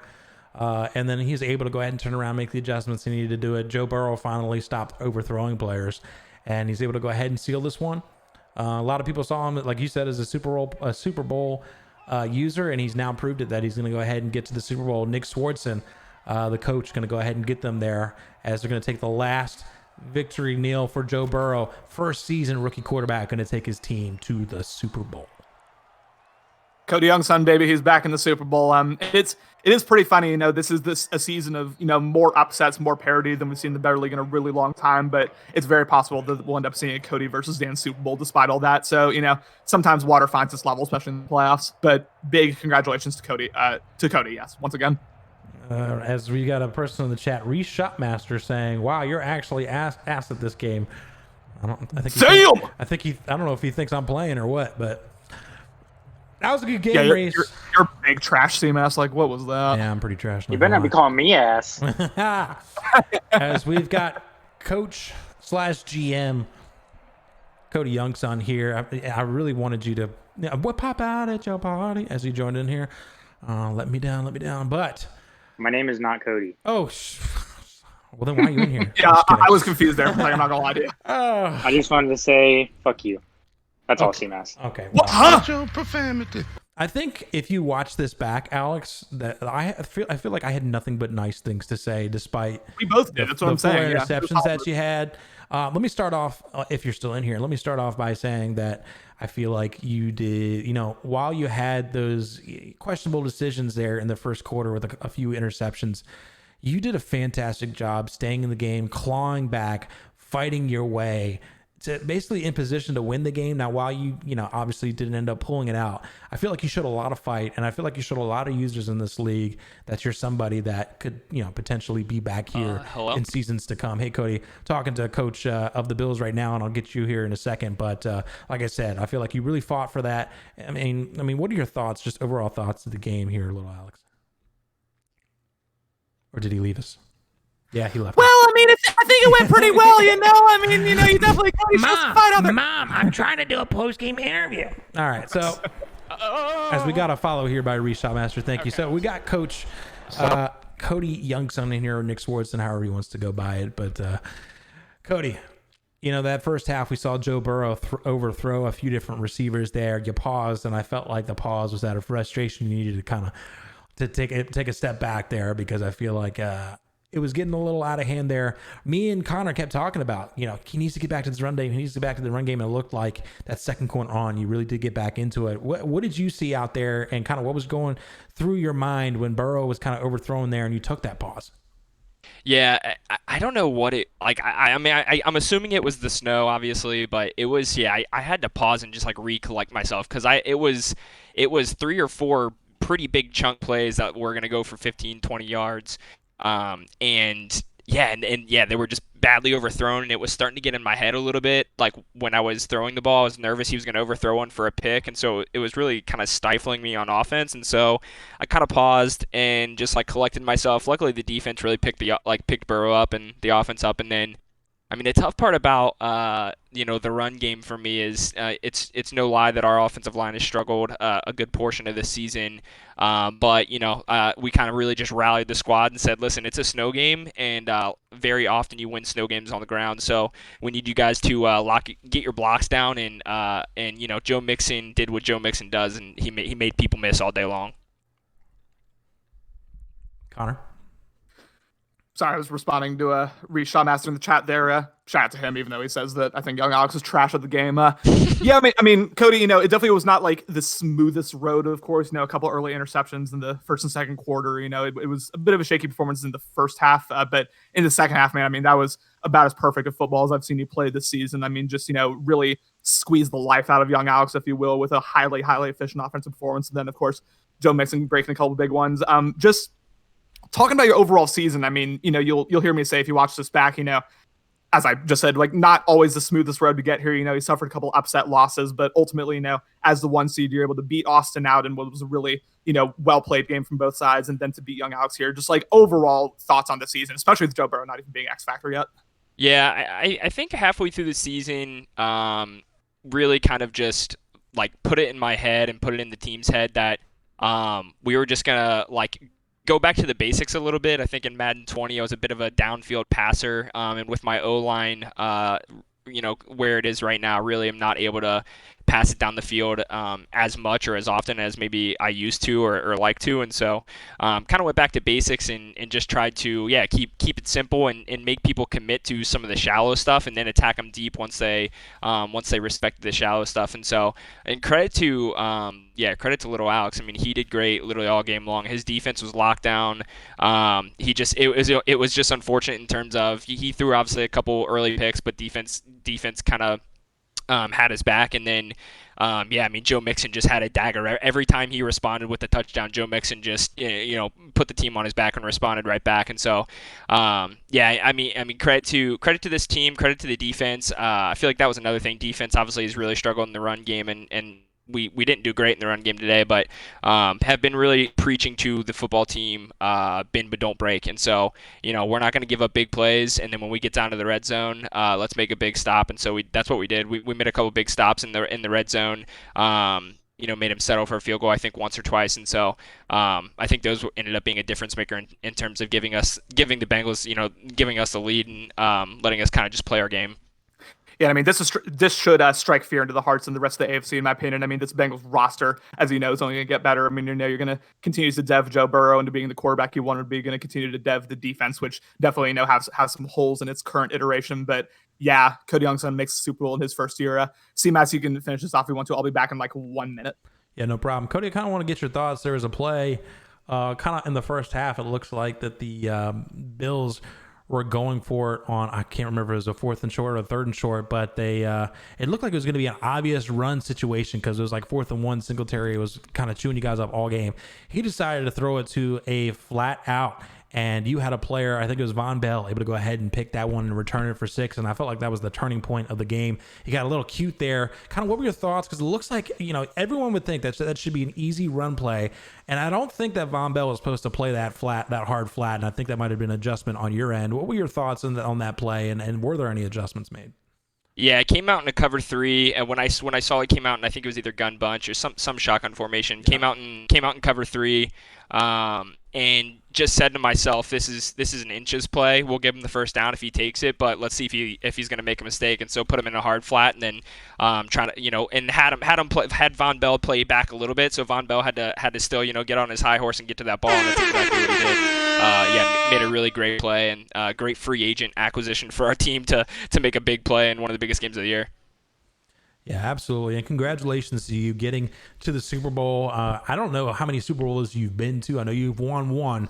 So congratulations getting in the first season of this cycle with the Cincinnati team that, let's be honest, didn't have the highest overall. So you got through the AFC.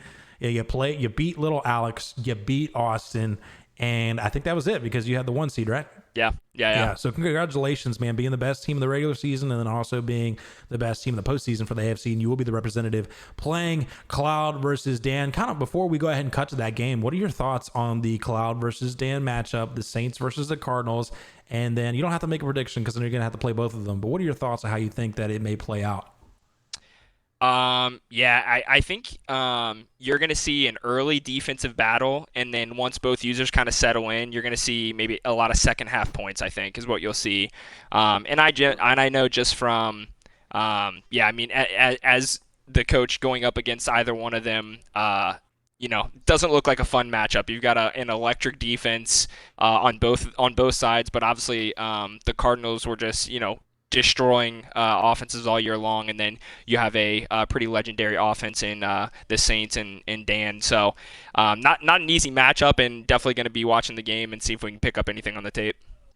Awesome. Cody, thank you for your time. Again, congratulations representing the AFC with the Cincinnati Bengals in Super Bowl 55 for Better League in Season 1 of Madden 21. We're going to be switching over to the NFC Championship, everybody, so don't go away. We're going to go ahead and get rolling here.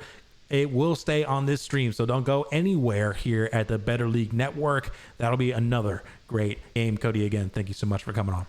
Appreciate it. Thanks for commentating, and I'm out.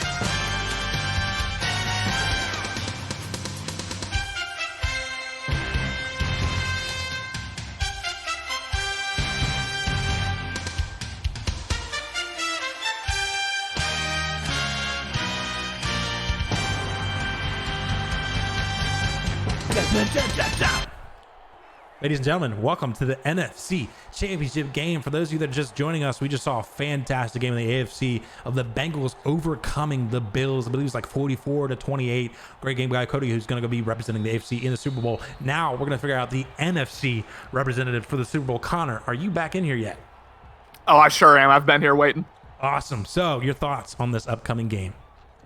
I am really excited to see this.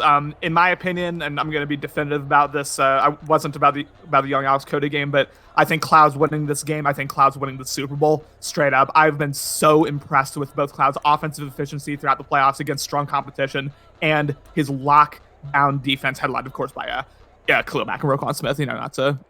Anyway, I've just been really impressed, and I didn't see Dan have like an incredible performance against King necessarily, so. I think Cloud may be able to not lock him down, of course, but I think we're going to see Jameis Winston maybe on the struggle bus a little bit here, especially early on. Hand off to Kamara. Kamara able to go ahead and get 1 yard there by the run there. I feel like this is a fantastic matchup here as we have, and this is the time of the game where we see this Arizona defense go against this New Orleans offense. This is going to be whoever wins this matchup will win the game. 1,000%. Yeah, I mean, you let Dan get going, you let Dan get confident, you might as well write the game right there. But again, if there's any defense that's built to stop Dan, it is this Arizona Cardinals defense. I'm really excited to see what happens here. Throws it to the corner to Michael Thomas. Would have thought he's going to go ahead and break this one. Kirkpatrick, I don't know if he has the speed to bring him down. He's not going to bring him down. That's going to be the 5. Touchdown, Michael Thomas to open the game. Cannot play man coverage against Michael Thomas in that situation. Earn you all day long in an early chunk play touchdown. Make me eat my weird words here early. Excuse me. Really nice start here. Of course, Michael Thomas is going to be thrown to early and often. Excuse me. And New Orleans put 7 on the board here immediately to start this game up. And then that's going to be a tough matchup for this Arizona team. While they do a lot of man blitzes, they don't have the corners that can cover Michael Thomas. They usually make up for it by Roquan Smith or Isaiah Simmons able to cover him over the middle. When you got somebody like Dan who likes to run about 98% out routes and corner routes with Michael Thomas, that's going to be tough to stop because that's going outside the numbers and your linebackers aren't going to be there to help you out. Yeah, I mean, Cloud's probably the best, I won't say best user, but he's got the best defense setup for guarding those, as he said, middle of the field throws with Isaiah Simmons, with Budda Baker, honestly, sometimes playing up in the box as well. But yeah, that's going to be tough. And of course, now we see the less heralded matchup here, the Cloud offense versus the Saints defense, as that goes for loss of 1. And this is one that, again, if one of these two can be much better than the other, I feel like they're going to be fairly balanced because Dan, he's solid on D. And I feel like Cloud is probably just like above average on offense. He's a much above average passer. Let's put it that way. But his running game kind of lacks a little bit. And I feel like it has a lot to do with his players themselves. As McDonald drops back, he's got his man Kelly underneath. Kelly going to go across the first down marker. Good block there by DeAndre Hopkins. Going to get down to the 40-yard line after that 16-yard gain. Yeah, the middle of the field was completely vacated there. He would have had to, which was also wide open. Yeah, John Kelly, not the most explosive running back in the world, as he said, but as we just saw, he is a really good pass-catching back, and I'm sure we'll see that plenty of times here from this Cloud offense. And Ben, I didn't say it earlier because I didn't want to interrupt Cody during the, as he's got him wide open, DeAndre Hopkins. He's going to go ahead and get brought down there by Marcus Williams. Thank you so much, Ben, for the subscription, that Tier 1 subscription, Ben.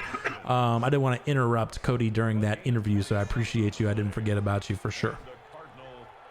Again, man, Cole McDonald making a throw on the run there. Overall, I'm not sure it matters here as he goes, he has blocking. Watch out. Christian Kirk, and he makes the last man miss. And he's brought down. Marcus Williams makes a touchdown. Saving tackle as Cole McDonald comes out hot. Christian Kirk brought down the 5-yard line, first and goal. Yeah, and he's going to utilize those bubble screens a whole lot to try to get Christian Kirk, try to get Andy Isabella into open field. That's something that Dan's going to have to account for. Look for Hopkins. He throws it to Hopkins in this double coverage. Marcus Williams able to knock that down. It looked one-on-one, but Marcus Williams came screaming over there, able to knock it down. Second goal. Gotta double cover DeAndre Hopkins at all times in these situations. Yeah, I was just about to say that. He pointed out before. But he will win those one-on-ones, damn near 100% of the time. So good job at Marcus Williams being able to cover it there. And off to Kelly, who's just brought down by Kiko Alonso in the backfield. Great job by Kiko to bring him down. Third and goal at the 5-yard line. I think those odds that Wozy just gave are disrespectful to Cloud, but, based on recent playoff performance, I guess he's not technically wrong. A third and goal, and yeah, this run game might get locked down here potentially by this Saints defense. Too early to say for sure, but we'll see. Early to tell. McDonald drops back. I'm not seeing anybody he might have.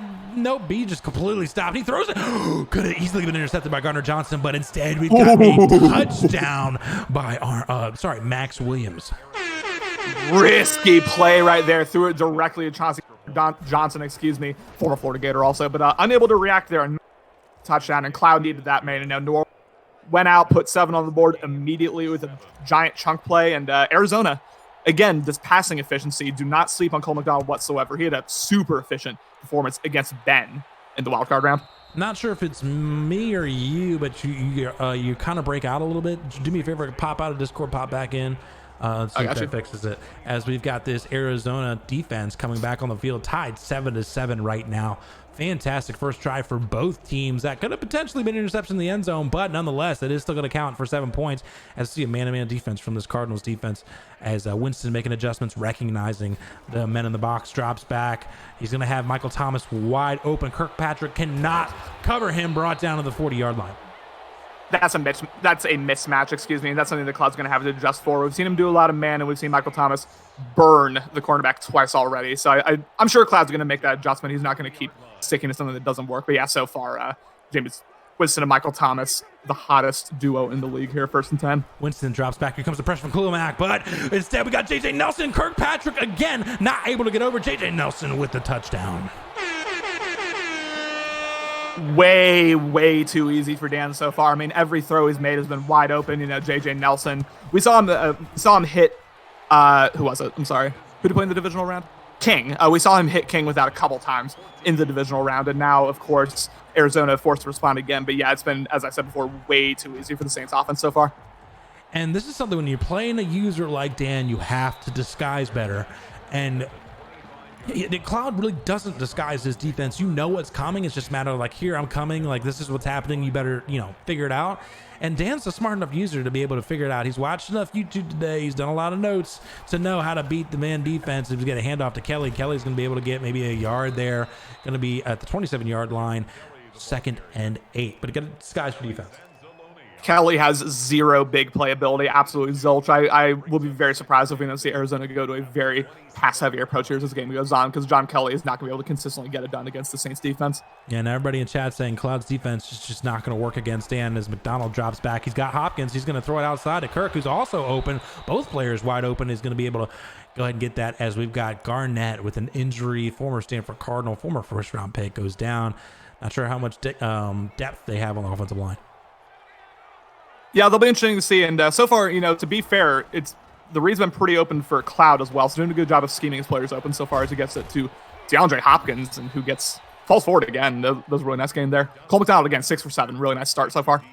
And Hopkins able to go ahead, and last game, he had one of the stickiest runs we've seen all year. Fantastic run by Hopkins, who just juked another defender. Hopkins going to be the biggest target. Him, Isabella, and Kirk, all big targets for this Cardinals offense, as we see a handoff to Kelly, and Gardner Johnson was just in the box waiting for that as he's brought down. This run game relatively ineffective so far. Yeah, I mean, it's been ineffective all playoffs all playoffs long, but Arizona's been able to be efficient enough in the passing game to do that. And watch DeAndre Hopkins here, especially if he presses that guy up here. Drops back. It's not open. He's going to hit Isabella, who's going to get a block from Kelly, but then unfortunately, Alex Anzalone is there. It's going to be 7 for 8, 119, and touchdown, 1st and 10. That is Dan's single biggest flaw as a Madden user. He'll sometimes launch those humble host hit sticks, from 5 yards away from the ball carrier and let you get extra rec yards. It's going to be really important for Cloud to take advantage whenever he can. Edmonds out of the backfield. Edmonds makes one man miss, but then again, we got Kiko Alonso that trash tackle, bringing him down for a 2nd and 4. Yeah, the Arizona offense fighting so far, doing a good job breaking tackles. A really nice catch there by Edmonds. And now, I don't hate the trap concept here, but I hate it against this look. I didn't like where he ended up going on that, because it looks like the trap block was there, and he decided to kind of bounce it a little bit to the right. And then he's brought down short of the first down, 3rd and 1. Not terrible there, make it a really manageable 3rd and 1. And this may be where I try to go play action, try to, force New Orleans to press up too quickly with their user safety, because this is 4 down territory, 100%. He will be open. He doesn't see him. He's going to go ahead and be brought down by this defensive line. Number 92, Marcus Davenport, able to bring him down. 4th and 7. Here comes that field goal unit. Really nice coverage there by New Orleans. And yeah, Arizona forced settle for 3. And as I assume this will go through. Yes, it will. Just tough. I mean, ultimately, the story's going to be, will he be able to stop Dan consistently here? So far, New Orleans has had absolutely no problems in the passing game, getting chunk plays, long chunk plays for touchdowns both drives here. Cloud really going to have to change it up and disguise his coverage because that's the only prayer he has against Dan from a defensive perspective. Yeah, and I mean, while this man defense has been great all year for Cloud, he's going to have to kind of mix it up a little bit as far as not predominantly man, because there's just not a corner in the league that's going to be able to cover Michael Thomas. And then J.J. Nelson's just got so much speed, as we're going to see a man defense from this Cardinals team. Jameis Winston shotgun formation, probably going to be handoff to Kamara. It is a handoff to Kamara, but Roquan Smith just waiting there for it, brings him down short. I feel like Dan just running it to keep it honest, get his 12 in, 2nd and 10. Yeah, honestly, I mean, you got to get your 12, and why not do that now? So far, this Arizona run defense doing a really good job, although, of course, both of the runs so far have been against man blitzes, so I'm sure that won't, continue to be the case. So looks like Cloud coming out in a little bit of zone here. Winston throws it to Jared Cook. Jared Cook is just, like you said, wide open. 23 brings him down. Although he's the 12-12, still a rule in playoffs. I'm not sure if they're more lenient on that or not. It is, but also, I don't know how heavily they enforce it in the playoffs, especially in, a really close game. But it is still a rule, yes. Jameis Winston, another handoff to Kamara. Kamara is going to be brought down, though, by a gang of Arizona Cardinals defenders. It's going to be brought down 2nd and 8. And if I'm Dan, he's done 3 straight inside zones, every time the Cardinals defense, and especially Cloud's user, have crashed down. I'm changing up, I'm doing maybe a power out of gun, trying to change things up a little bit to make Cloud think. Another man blitz here, it looks like, as Simmons is going to stay in the zone. So 5-man rush, and Khalil Mack able to break his man. He's going to go ahead and throw it wide open. J.J. Nelson, he's going to beat Alford for the touchdown big play. Yeah, Cloud's just playing this about as poorly as possibly could on defense. Got to stop with the man blitzes, as I'm sure the chat is saying right now. Brutal start here from Cloud's defense. And, keeping himself in it is way of roughing the kicker. Keeping himself in it offensively, with the touchdown and the field goal so far, but again, this is just not a good approach here against this New Orleans offense. Yeah, I mean, if he's going to play like this, I don't know if Arizona is going to be able to keep up offensively if they're going to keep playing like this on defense. As we're going to see Warren III going to go ahead and hesitate, and then go down for the knee for the touchback. Yes, Marcus would have gotten leveled at about the 10-yard line, and now Arizona going to have to take over. Of course, Cloud's had a very good start in terms of passing the ball, but, they've kind of had two very similar starts so far because neither of them can run the ball so far whatsoever. So it's ultimately going to be about who can throw more hot dots in this one. And I really like this play call here. Not so much. As Kelly just gets laid out by Demario Davis, who's going to head and bring it down for 1-yard loss. Crazy Vibe saying, how good are you at Madden? I mean, I'm not personally that good at Madden, but these users are very good. 2 of the best users we have in this league for sure. Let's just put it this way. This is the NFC Championship. There's 3 users left, and neither one of us are one of those 3. As we see a play action, Cole McDonald. He's going to go ahead and throw to Max Williams, who avoids the hit stick, going to be able to get that first down. And I'm telling y'all, don't sleep on Cloud's offensive efficiency either. I mean, of course, the Saints have had the more explosive passing game to begin with, but Cole McDonald, 9 for 10. I mean, I don't expect Cloud to make a ton of mistakes here in the passing game. So ultimately, who can disguise their coverage better? Who can have a more disciplined linebacker user in this one? Another trap. Kelly will get a more successful trap play this time, able to go ahead and get that first down, the first down run. Cody says, well, so much for my defensive first half take. I'm not sure if you were here for that, but basically, he said, I was, yeah. Okay, perfect. Yeah, I mean, I've had plenty of takes die, so I can't really be too mocking about it. But yeah, this has been an explosive offensive start so far. Dan again doing whatever he wants offensively, and Cloud forced to keep up at this point as he motions his bell to the right. Just saying that Cody was my Super Bowl representative for the AFC, so I did get that right in my predictions, my Week 16 predictions, as we've got Cole McDonald drop back against this 3-man rush. Not sure if I see anybody. He's going to go ahead and throw it to Kelly, but Chauncey Gardner-Johnson was all over it, brought down now 2nd and 12. May have had RB, but it definitely would have been a risky throw, maybe for the best that he threw that, although a loss of 2, as he said. And Chauncey Gardner-Johnson, he missed the interception opportunity when Cloud got his touchdown, but making up for it there with a really nice tackle. Here comes the screen. It's going to be thrown out to Kelly, and then the defensive tackle just barely missed, and then brought down by number 34. He's going to be close to that first down. It's going to be a 3rd and 3. Yeah, Dan saw it coming, although not quite enough speed by Rankins to be able to fully cover it, make it a far more manageable 3rd and 3 here. Again, I am impressed with Arizona's offensive approach, but none of it's going to matter until they start making adjustments defensively. 3rd and 3, Cole McDonald looks like he's going to audible to a pass here against this 9 people in the box. I think Isabella may get open here, and he does not. Very well. Dangerous pass. If that wasn't DeAndre Hopkins, I think that would have been knocked down, but DeAndre Hopkins able to make that play, 1st down for Arizona. 1000%. Yeah, I mean, sometimes you throw it up to DeAndre Hopkins and trust him, but that was a risky one. But regardless, 3rd down conversion there. Hand off to Kelly. Kelly able to go ahead and get maybe back to the line of scrimmage. That's going to go ahead and beat. Nope, it's going to be a 1-yard loss, 2nd and 11. Yeah, just not able to get the run game going. I do not like the draw concept. And actually, a general criticism I'd make of Cloud is so far he's, running almost every 1st down and then passing on 2nd and 3rd. Got to get a bit more creative with your pacing here. Goes underneath to Christian Kirk. Yeah. And he's going to be short of the 1st down. Still a solid game there. I thought he had B, but that's okay. 3rd and 3 for this team. Yeah, B was open for sure, as you said, but took a more conservative passing approach there. And that's okay. Makes it a manageable 3rd and 3. Arizona going to need to keep pace here with New Orleans because, again, 3 drives, 3 touchdowns for Dan so far. Just, he may run to this. Nah, he's doing a lot of stuff right now. Drops back. I don't see anybody covered well. He throws it low ball to DeAndre Hopkins. 4 saves. Oh, my goodness. What a catch. Around him. And again, Hopkins, big play on 3rd down. Obviously, his go-to guy on 3rd down. Yeah, absolutely incredible there. And a clutch 3rd down conversion there for the Colts. And off to Kelly. And it looks Colts for the Cardinals. Let me say this real quick. Dan has just been a great job of predicting when he's going to be running and when he's going to be passing. Well, he's ran like every 1st down so far. I mean, he's not making it particularly difficult. He's running every 1st down and then passing on 2nd and 3rd, like almost every time so far. McDonald drops back against his 3-man rush. He throws it to DeAndre Hopkins again. Makes a huge play for the touchdown. DeAndre Hopkins, man, let me tell you, I mean, he will come down with those one-on-ones and red zone opportunities all day. And Cloud playing, as Dan takes his patented damn pause, playing almost a perfect offensive game so far, but keyword almost, took the field goal instead of the touchdown. That's the difference right now. Look at those completion percentages, ladies and gentlemen. 93.7 for Cole McDonald, 100% for Jameis Winston. And now, just like I was saying in the last drive and the drive before for this Cardinals defense, got to change things up, got to make Dan think because he will beat man coverage all day long. Curious what changes Dan made there on that pause. I'm sure it's something to do with the coverage that's on DeAndre Hopkins, who was over there, because now that you can't make those adjustments in the menu where you can go by, height, overall, speed, whatever, for cornerbacks, which I hate. I wish they would fix that. I think it would be so simple. But nonetheless, I feel like that's the difference that he made. Ben Steele asked if there's a Super Bowl tonight. No, there will not be the Super Bowl tonight.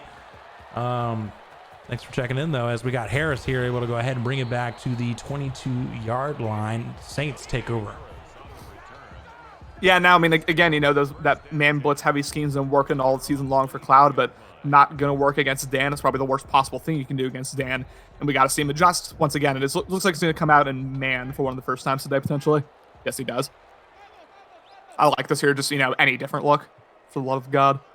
Absolutely, as Winston is under center here. He drops back. Only a 4-man rush hits underneath the Harris. Harris able to go ahead and get that 1st down, but not after he's laid out by Thompson there. 6 for 6, 235 yards and 3 touchdowns for Jameis Winston.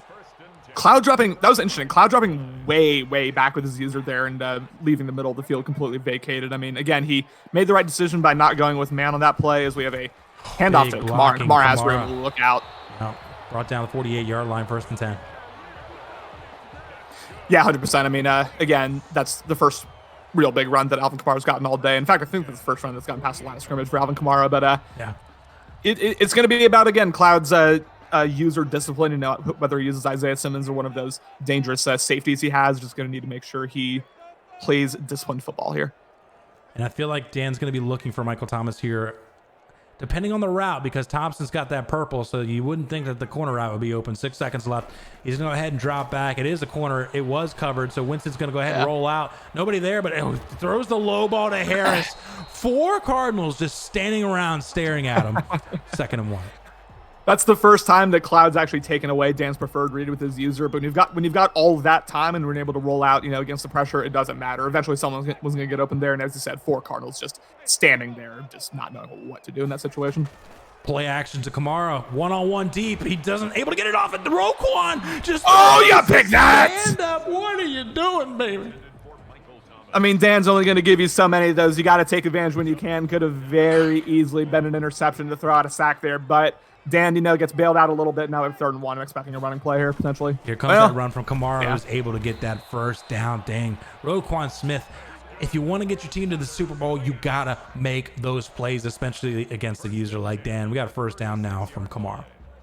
Yeah, that could have been a huge momentum play there to get the momentum back on Cloud's side, but unable to do so. And then on the dive play there, the easy first down for Alvin Kamara. And I like Arizona's offensive approach. Almost by default, I like it more this drive than any previous. But just going to have to force Dan to make a mistake at this point. Michael Thomas went on the corner. Simmons covers it well. They're going to go ahead and throw the ball out of bounds. Jameis Winston does for only his 2nd incompletion of the game. Yeah, that's one of the first times. Well, it is the first time that New Orleans has missed a wide open read all day. I mean, he had the I don't know what route it was. I apologize for that, but he had a guy wide open on the right sideline, but missed him, and that is 2nd and 10 here. Nice defensive stop here for Cloud. And he just made it obvious that it's going to be a blitz by bringing in that guys in the box there. And I'm not a big fan of that because I don't feel like you need to put the guys in the box because he's not that great at running as he throws the corner to J.J. Nelson for the touchdown. I mean, Cloud just continues to give this up, continues to, as he said before, telegraph the man blitz, and those corners are going to continue to be wide open. J.J. Nelson or Michael Thomas, pick your poison. Guy just this...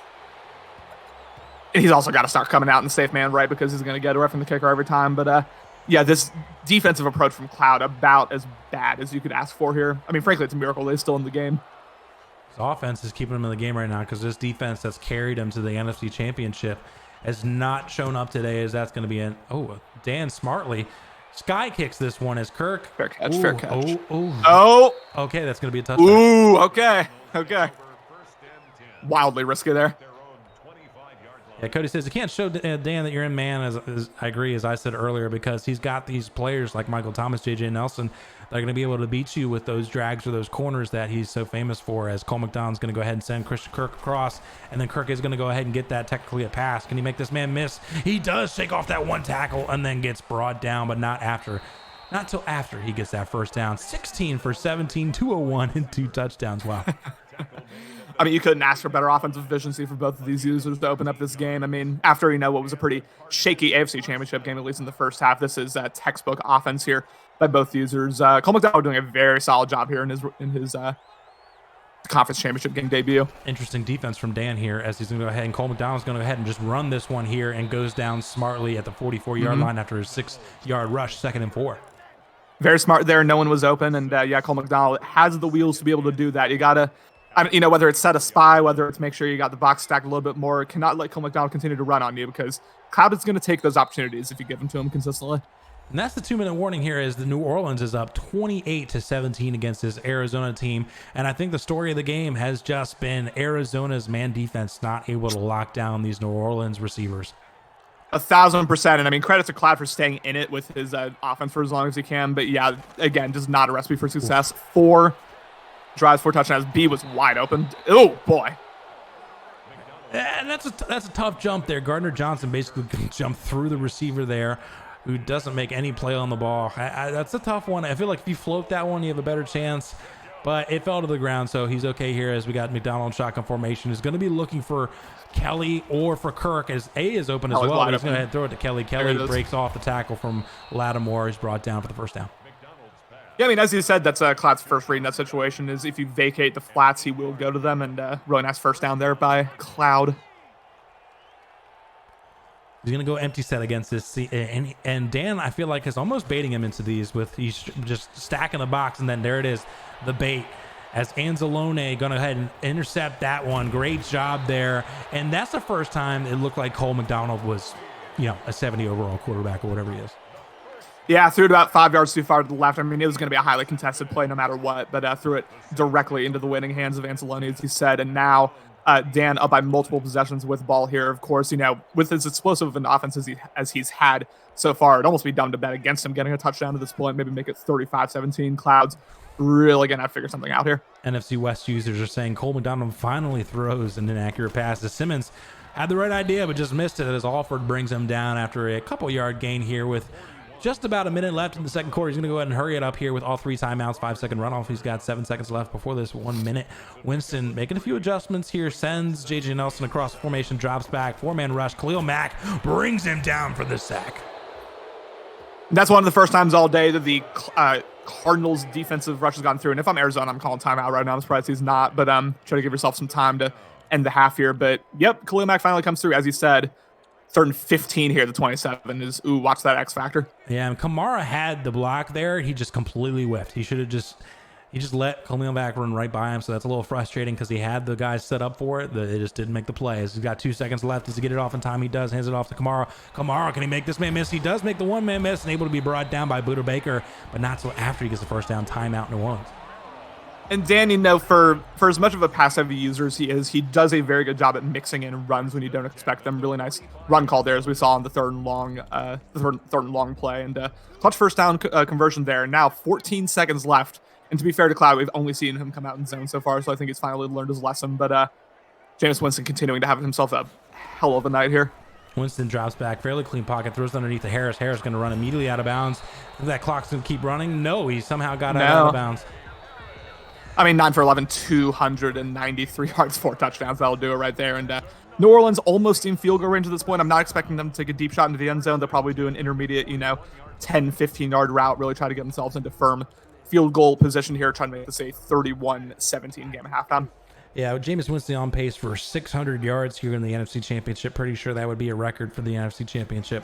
As Winston drops back, here comes a little bit of pressure, but he's going to throw to Jared Cook, who's wide open underneath, and then trucks Robert Alford, and then he's going to get that timeout to go ahead and get that field goal opportunity. Yep, and with an almost definite field goal going through here, make it a 31-17 game. I mean, honestly, could be a lot worse from Cloud's perspective. Only a 2-touchdown game, given how Dan's offense has looked. Again, not the worst thing in the world if you're Cloud, but yeah, again, like way the Saints offense has looked so far, Cloud really does not have a prayer if this continues in the second half. 31-17. 30, yes, as you said, 31-17. New Orleans leading in the first half of this NFC Championship. This NFC South team, New Orleans Stadium is just going nuts right now in the Superdome as they are on pace for 62 points right now. This offense is just untouchable right now. What adjustments do you need to make if you're Cloud? Well, I'd almost ask King, because King did a really good job of, mostly shutting down Dan in that game. But I'm honestly, I have not seen Cloud try to disguise his coverage yet. I think Dan has known what's coming every single offensive play, and we've seen the efficiency as a result. You can't do that. The cover X show Y plays, cover 3 show 2, cover 2 show 4, etc. You got to start busting those out. Make sure to base the line whenever you're in cover 3. And some violence happening there on the field. But yeah, just I don't know. I don't like this, undisguised coverage here from Cloud. Donald throws it to Kelly. Kelly able to go ahead and get that first down and more. I agree with you 100%.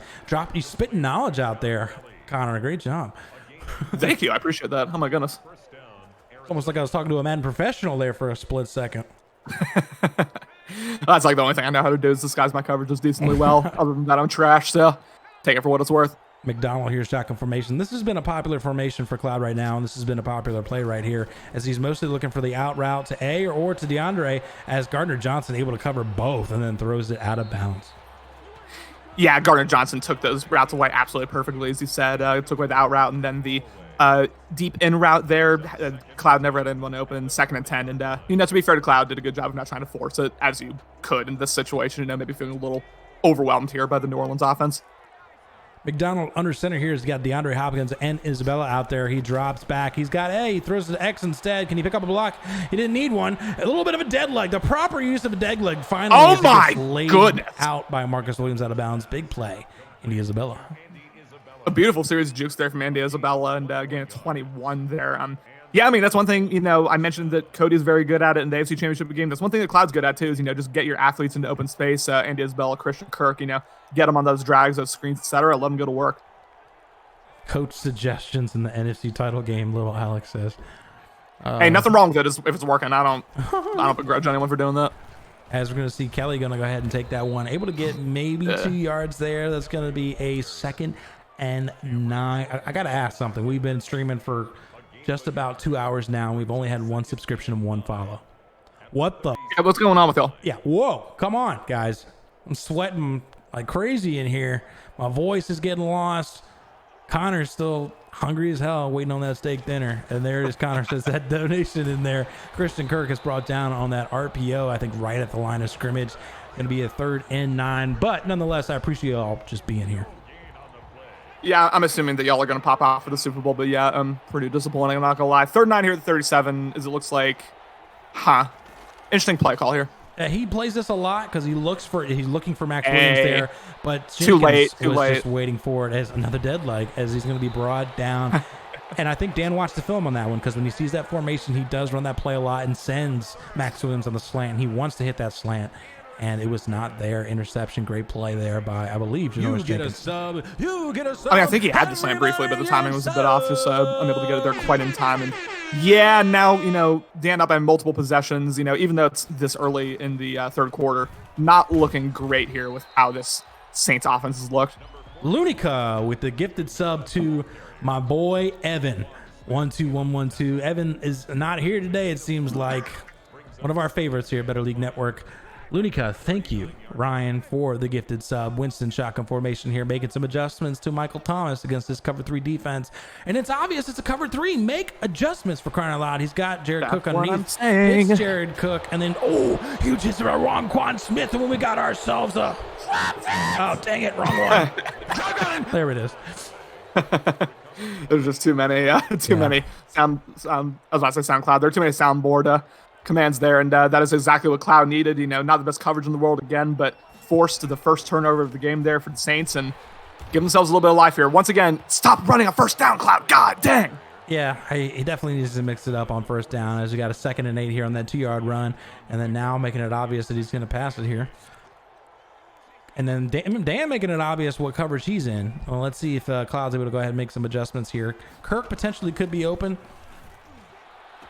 There's the Kirk who's able to go ahead and hold that one in. That's a huge catch. How does he hold on to that? That was a vicious hit. Yeah, and as he said, undisguised cover 3 there. Cloud saw it coming once Christian Kirk there in the seam route, and it could have very easily been dropped with that hit, but Christian Kirk with some heart, 1st and 10 at the 28. Slip screen here. It's going to be thrown to Kelly. Kelly's got some decent blocking there, and then he's going to go ahead and bounce it back outside, gets the first down. Marcus Williams with the tackle. Big play there by Kelly. Really nice play call there. Has not thrown the slip screen look at Dan in a while, and Dan was a step too slow to react there. Gain 12 in the first down, as he said, and going to be really imperative that he's able to put 7 on the board here. 3 will not cut it. McDonald under center here against this 9 in the box defense right now. Probably going to go to Hopkins unless he's double covered. 100%. Sends Hopkins outside, and it's going to be one-on-one coverage more than likely.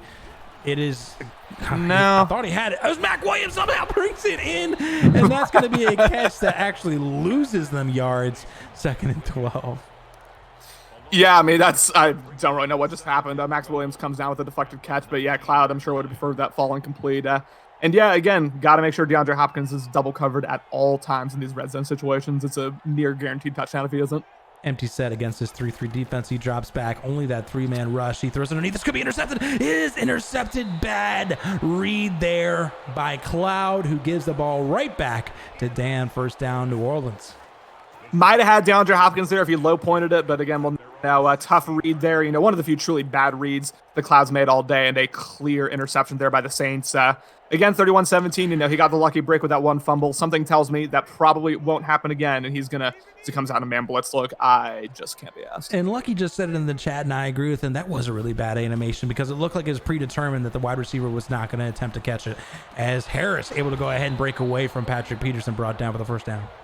Can't man blitz. He's just got to take that out of his playbook, in my opinion, because even when he goes through, Jameis Winston's able to drop back enough to let those crossing routes develop, and that is another 1st down. Way too many athletes. This Cardinal secondary just cannot keep up so far in the man coverage. Excuse me. I'm waiting for Phil to come in here and be like, it's because of speed. The speed needs to be fixed. I don't know what that was. That obviously Phil's British, so you would have had a British accent. I'm not sure what that was. But anyways, as Jameis Winston shotgun formation, he's got 11 in the slot here. He's looking for him. It's not there. He's probably going to hit underneath. He does hit underneath to J.J. Nelson, who's got all kinds of speed. Brought down, gets the reach forward animation, so that's more than likely a 1st down.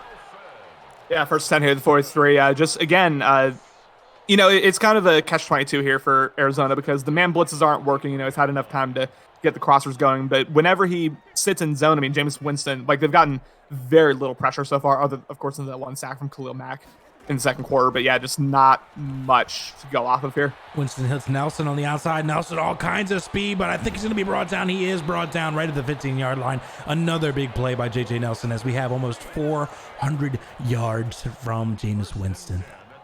Yeah, I mean, Dan's played pretty much perfect game so far, and, if Dan is throwing the ball this well, especially against, again, the undisguised coverages that you're sending at him, you do not have a prayer. One offensive mistake means you're most likely going to lose the game. I'm not saying the game's completely lost for Arizona yet. Of course, it's too early to say that, but just got to generate something here defensively because it is looking bad. And I actually like this nickel double A gap call.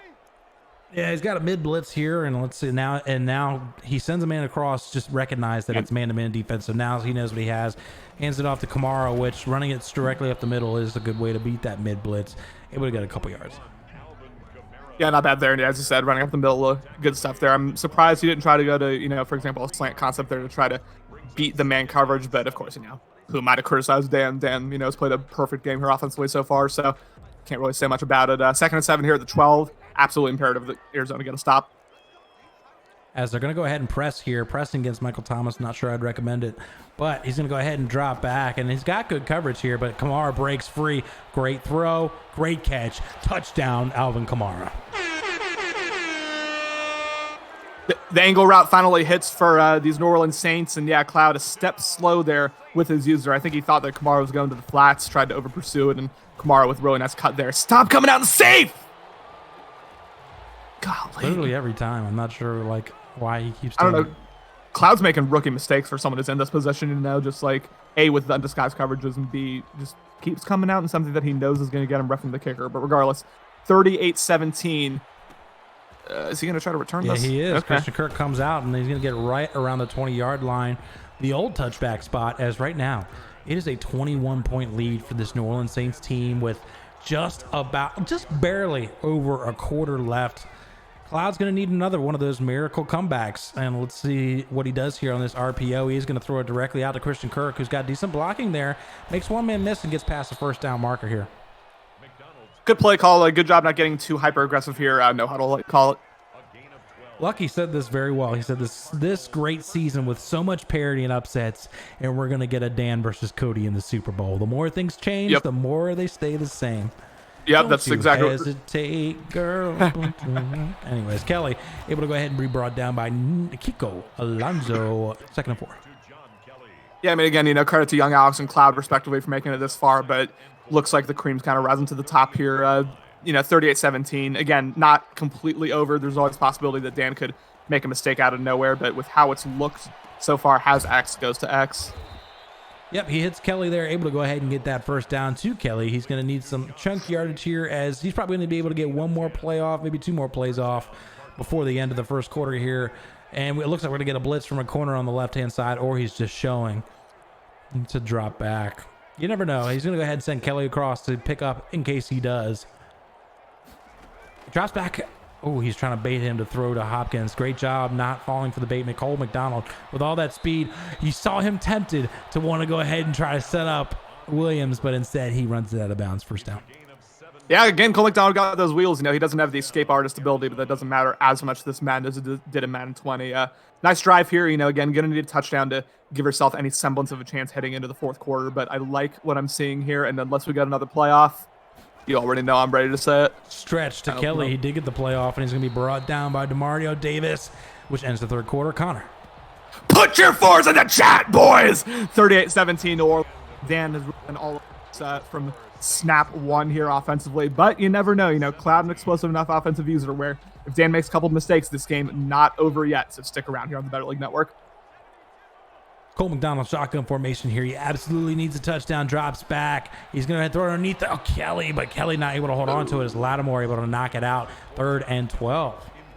Lattimore doing a really good job of jumping that, and honestly, even if Arizona isn't able to convert much here on 3rd down, I think this might be 4-down territory at this point. A field goal does you very little good. It still makes it a 3-possession game, and that does not spell success here. Although, Cole McDonald's converted a few of these today, so we'll see how he's able to do. Let's see. He drops back. They picked up the blitz very nicely. We got a hold, though, which is going to get declined because Marcus Williams intercepts it. And Connor?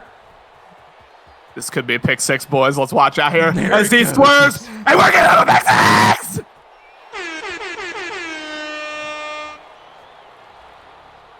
As it will be declined 45-17 here, and Cloud was able to stay in it in the first half, but that's a game realistically. Let's be honest. 28-point lead with Dan to the controls, another roughing the kicker, and yeah, I mean, again, Cloud stayed in it.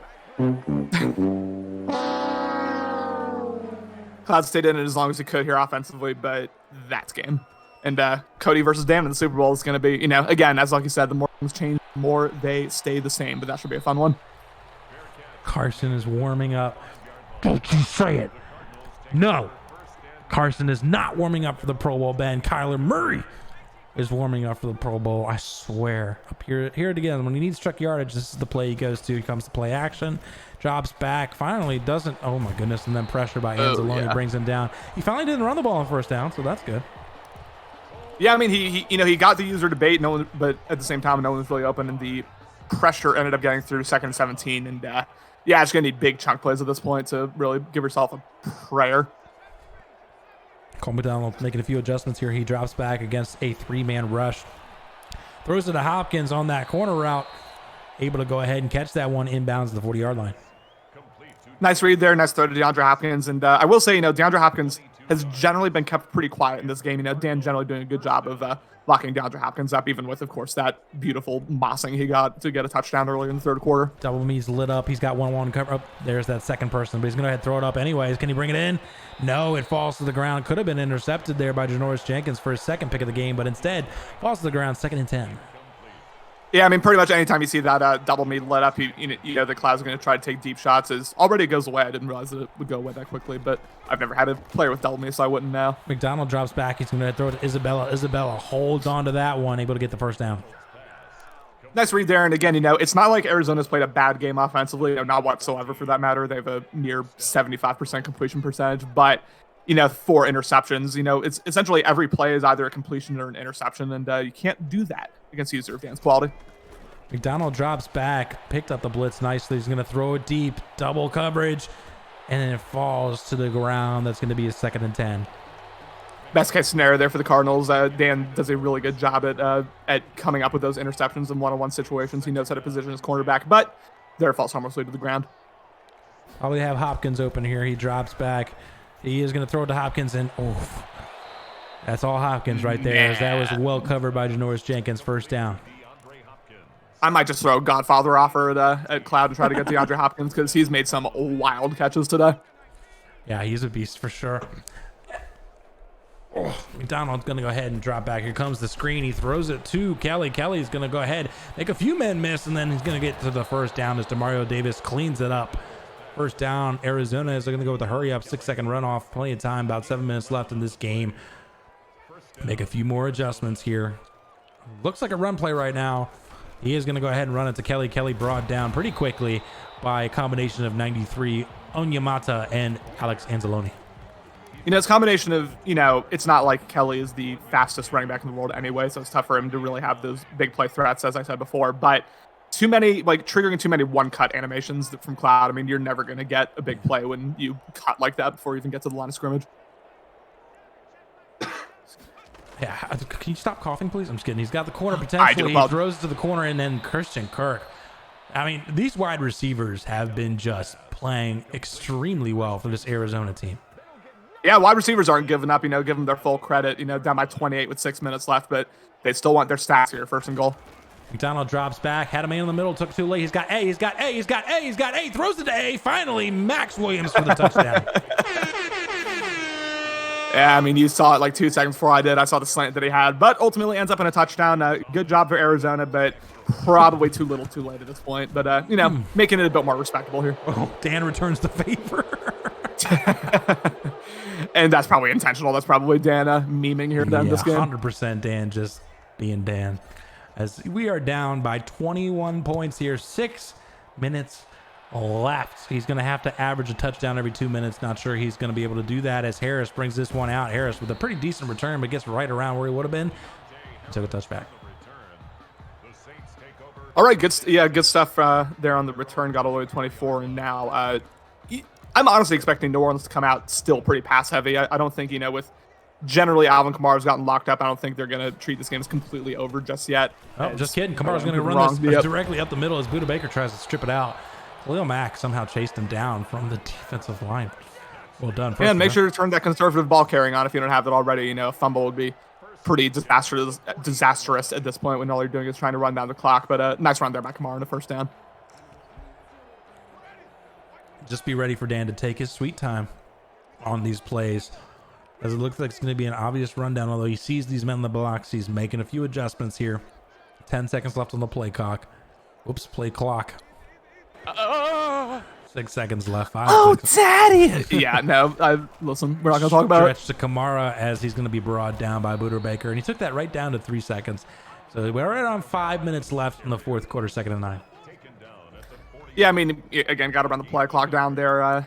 Arizona not calling their timeouts yet. I don't know if, I don't know where Cloud's head's at. I don't know if he still thinks he has a chance in this one, but at what point do you start calling your timeouts here? Oh, I guess not until I really have to. Winston in shotgun formation. That was a terrible answer. I'm so sorry. 4 seconds left. 3 seconds left. Yeah, I told you Dan's going to take it down every time. He's got... Oh, I thought Cook was going to do a post. Instead, he's just going to throw this one out of bounds. I may have taken the sack, but he throws it out of bounds. It's going to be a 3rd and 9. Yeah, maybe for the best there. And as he said, the clock stops, so not the best there. Maybe take the sack, but you never know. Those strip sacks. Dan probably playing it safe there, and I expect... Excuse me. Good Lord. I'm expecting a run here on 3rd and 9 as he does hand it off to Alvin Kamara. Yep, going to be short of the first down there. And according to Ben, he says, according to the rules, 2 clock should be on. So, who knows anymore? Well, I mean, I'm sure Cloud's probably happy that it's not on, honestly, giving himself not even a puncher's chance, but, a miracle at this point. It'd be tough. It'd be tough. So more than likely, we're going to see ourselves a classic Cody versus Dan Super Bowl. Bengals versus Saints. What are your overall thoughts on that game, which will more than likely probably be tomorrow night? Christian Kirk gets leveled there. Yeah, I mean, I don't really know what to expect because, those are two users that know each other extremely well. They lab with each other all the time. I think in the one Cody versus Dan Super Bowl matchup, I think Cody won by a pretty, significant margin. That was the one Super Bowl that Cody won was against Dan, but I'll be interested. I don't honestly, it's the boring answer. I don't really know what to expect in that game. Could very easily see either user winning. But I think I would predict Dan, like if you'd force me to. Oh, I'm not forcing anything. We're glad we got it already, which you're eligible to change your mind later if you choose to do so. He throws it to Christian Kirk. Christian Kirk just been balling. Able to go ahead and make one man miss. Can he make Jenkins miss? Oh my Jenkins gosh. Just playing really passive aggressive tackling there, who waits for his Gardner Johnson to show up 1st and 10. And again, other, the giant asterisks of other than the picks, but Cole McDonald's played a very solid game so far. It's just, ultimately too many interceptions, but generally he's making the right reads. Drops back. He's going to hit Kelly underneath. He's going to be brought down, but he's going to get that first down. Anzalone brings him down. Ben makes it funny. He says it's the Who Day versus the Who Dat Super Bowl. That is facts. I didn't even think about that. And yeah, congratulations to both users. Ooh, man blitz. One of the first times I've seen that all day. Is hop. Ooh. Intercepted, but his right cheek out of bounds. Shout out to yeah. Was that? I can't even remember. 3rd and inches here as we approach 2-minute warning. Cole McDonald under center here. He's looking to pass. He's got Y open. Doesn't see him. He's just going to throw it to Williams, who was also open. Probably a holding on this one. It is not. It's a roughing the passer. Interesting. Kareem Martin. So that's going to be accepted. So he's going to get the ball at the 1-yard line, 1st and goal. A little bit of bounty system here by the Saints to end this game. Yep, gave him an extra yard, and Arizona going to put their 7 on the board here, hopefully with a running touchdown here, and then ultimately going to have to kick an onside kick and just, pray. Cody makes a good point. He says, I think the drastic difference of team overall is going to be a handful for him, where the Saints are actually the highest overall team. Cole McDonald able to go ahead and run that in for a touchdown. Here comes the pity air horn. Good play call there. Good, way to run it in with QB power there of Cole McDonald. Cole McDonald really fired up for the game being in the situation it's in. He was, let's go, baby. 45-31, and, it would take a lot at this point still. But you never know. Crazier things have happened. I mean, we just saw Justin blow a 14-point lead in like 20 seconds, so anything can happen. And that's true. We're going to see the return here by Harris. We're probably just going to take the knee. Nope. He says, screw it. We're going to take it out. He's going to take it out to right around short of where he would have been. 22-yard line, up by 14 points. We didn't see an onside kick. So, I feel like that almost tells me, I guess he doesn't really need to. I don't know. At this point, it's kind of whatever. Maybe.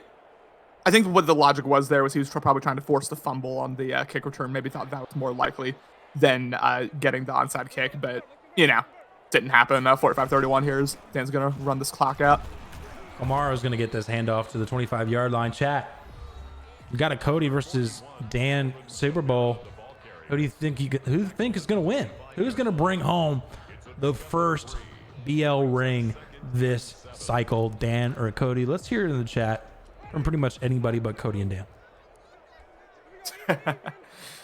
Second 7 here. Again, I already made my prediction, but again, it's gonna be a very competitive game. I wouldn't be surprised either way. Is Alvin Kamara for game 6? Ben says Dan. Cody says Dan. Cody, if you don't, whatever. Dan again, says Ben. Technically, that would be his 3rd straight, right? Yes, it would be, because he had the Ocho one, then the Ben one, and now this. So yeah, I think it'd be 3 straight for Asterisk Bowl. Taysom Hill in the game. What you gonna do? Got a Taysom Hill sighting for the first time. He's gonna go ahead and quarterback run this one up the middle, able to go ahead and get the first down with that 30-plus-year-old quarterback. Most people don't know Taysom Hill is so damn old. 1st and 10. Yeah, for real, honestly. And with that first down, that is gonna be ball game. Even if Arizona calls timeout, the game's over. And congratulations to Dan, man. Just like Cody, a bit of a shaky road to get here. Lost to CMass, lost to Wozy at different points. Didn't always look like the elite Super Bowl contending user that we know he is. But ultimately, very strong performance from Dan. Congratulations to him. And Cloud, please disguise your coverages better next time. I think that was the story of the game right there. That was the story of the game, was just Dan taking advantage of just knowing what was coming from this defense. And while this defense is great all season long, when you're going against a Madden mind like Dan's, who just knows how to beat the coverages if he knows what they are, you're going to have a hard time stopping him. So that's what it was. He did a great job on offense as far as Cloud did, able to go ahead and score 31 points. But I feel like that had a lot to do with the fact that Dan was scoring so quickly.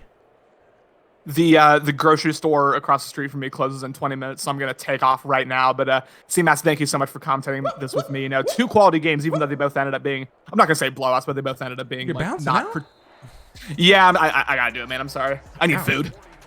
Damn. All right. The league doesn't want to give me steak, so I got to eat somehow. That's true. Got to do what I got to do here. As soon as I put that up there, nobody's donated since. But tell Dan congrats from me. A great game. And Cody versus Dan Super Bowl, we know it's going to be high quality. Good stuff, CMass.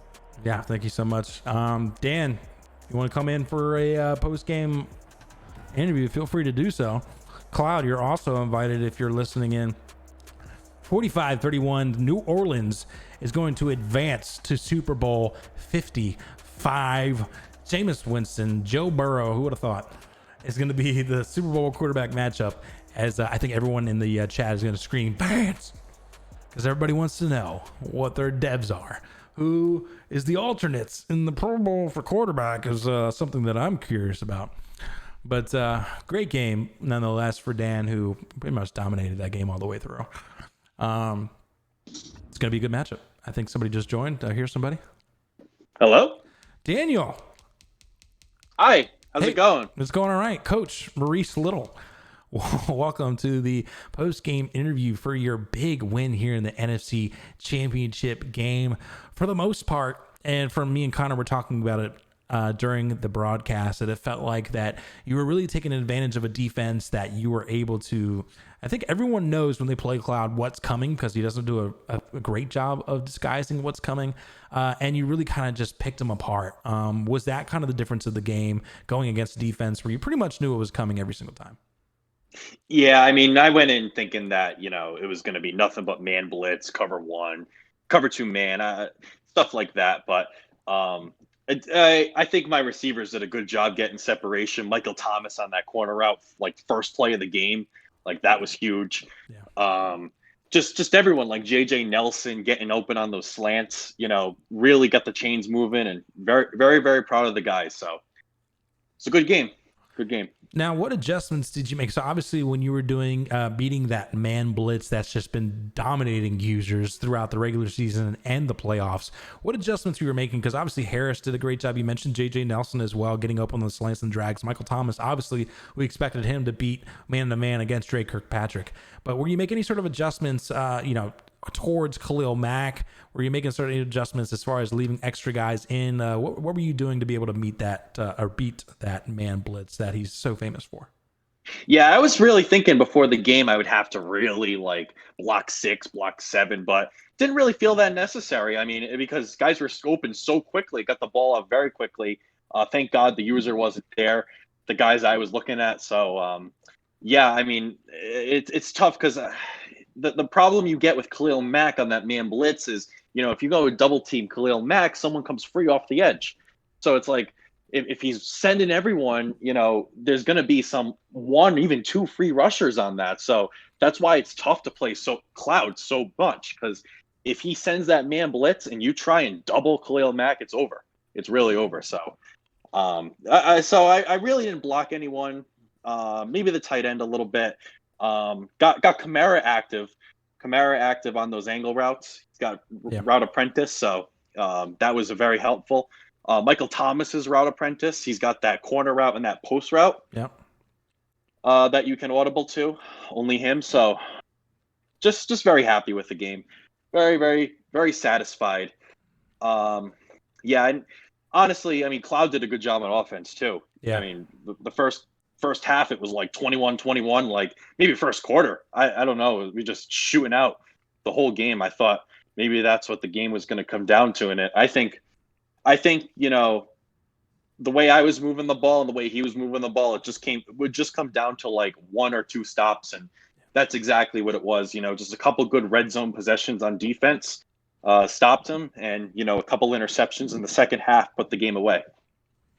Yeah, absolutely. And I felt like you did a fantastic job on the other side of the ball on defense. You were able to, it seems like you were really able to predict when Cloud was running and when he was passing. It seemed almost fairly obvious to everybody watching when it was happening, and you were able to do a great job of doing that. And it just seemed like Cloud was not adjusting. What were your thoughts on, did you see anything before this game, any film that you watched that you noticed that he was kind of giving, any sort of tips or tells as to what he was doing when he was either running or passing?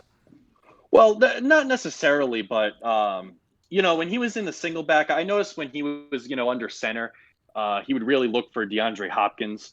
If he wasn't there, he didn't really have anything. So if you just shut him down and just kind of sell out to the run regardless, you'd be able to, get all those holes filled in the gaps. But I did notice that he had some like gun bunch wide play where he would throw a fade route on cover 2. Yep. Just that's the only play I really had to get sweaty on adjustments, because he runs that play very well, and you have to cover 3 routes with 3 zones or a user, and you have Hopkins on the backside. So you had that play, and also you had him whenever there was a slot receiver, just like Alex Gossett.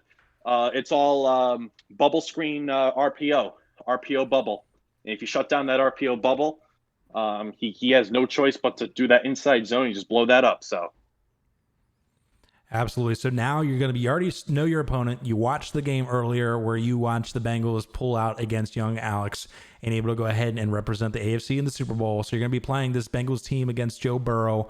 I don't want you to give away your gameplay or anything like that, but kind of what are you looking for in this game as far as what you'll need to do to win?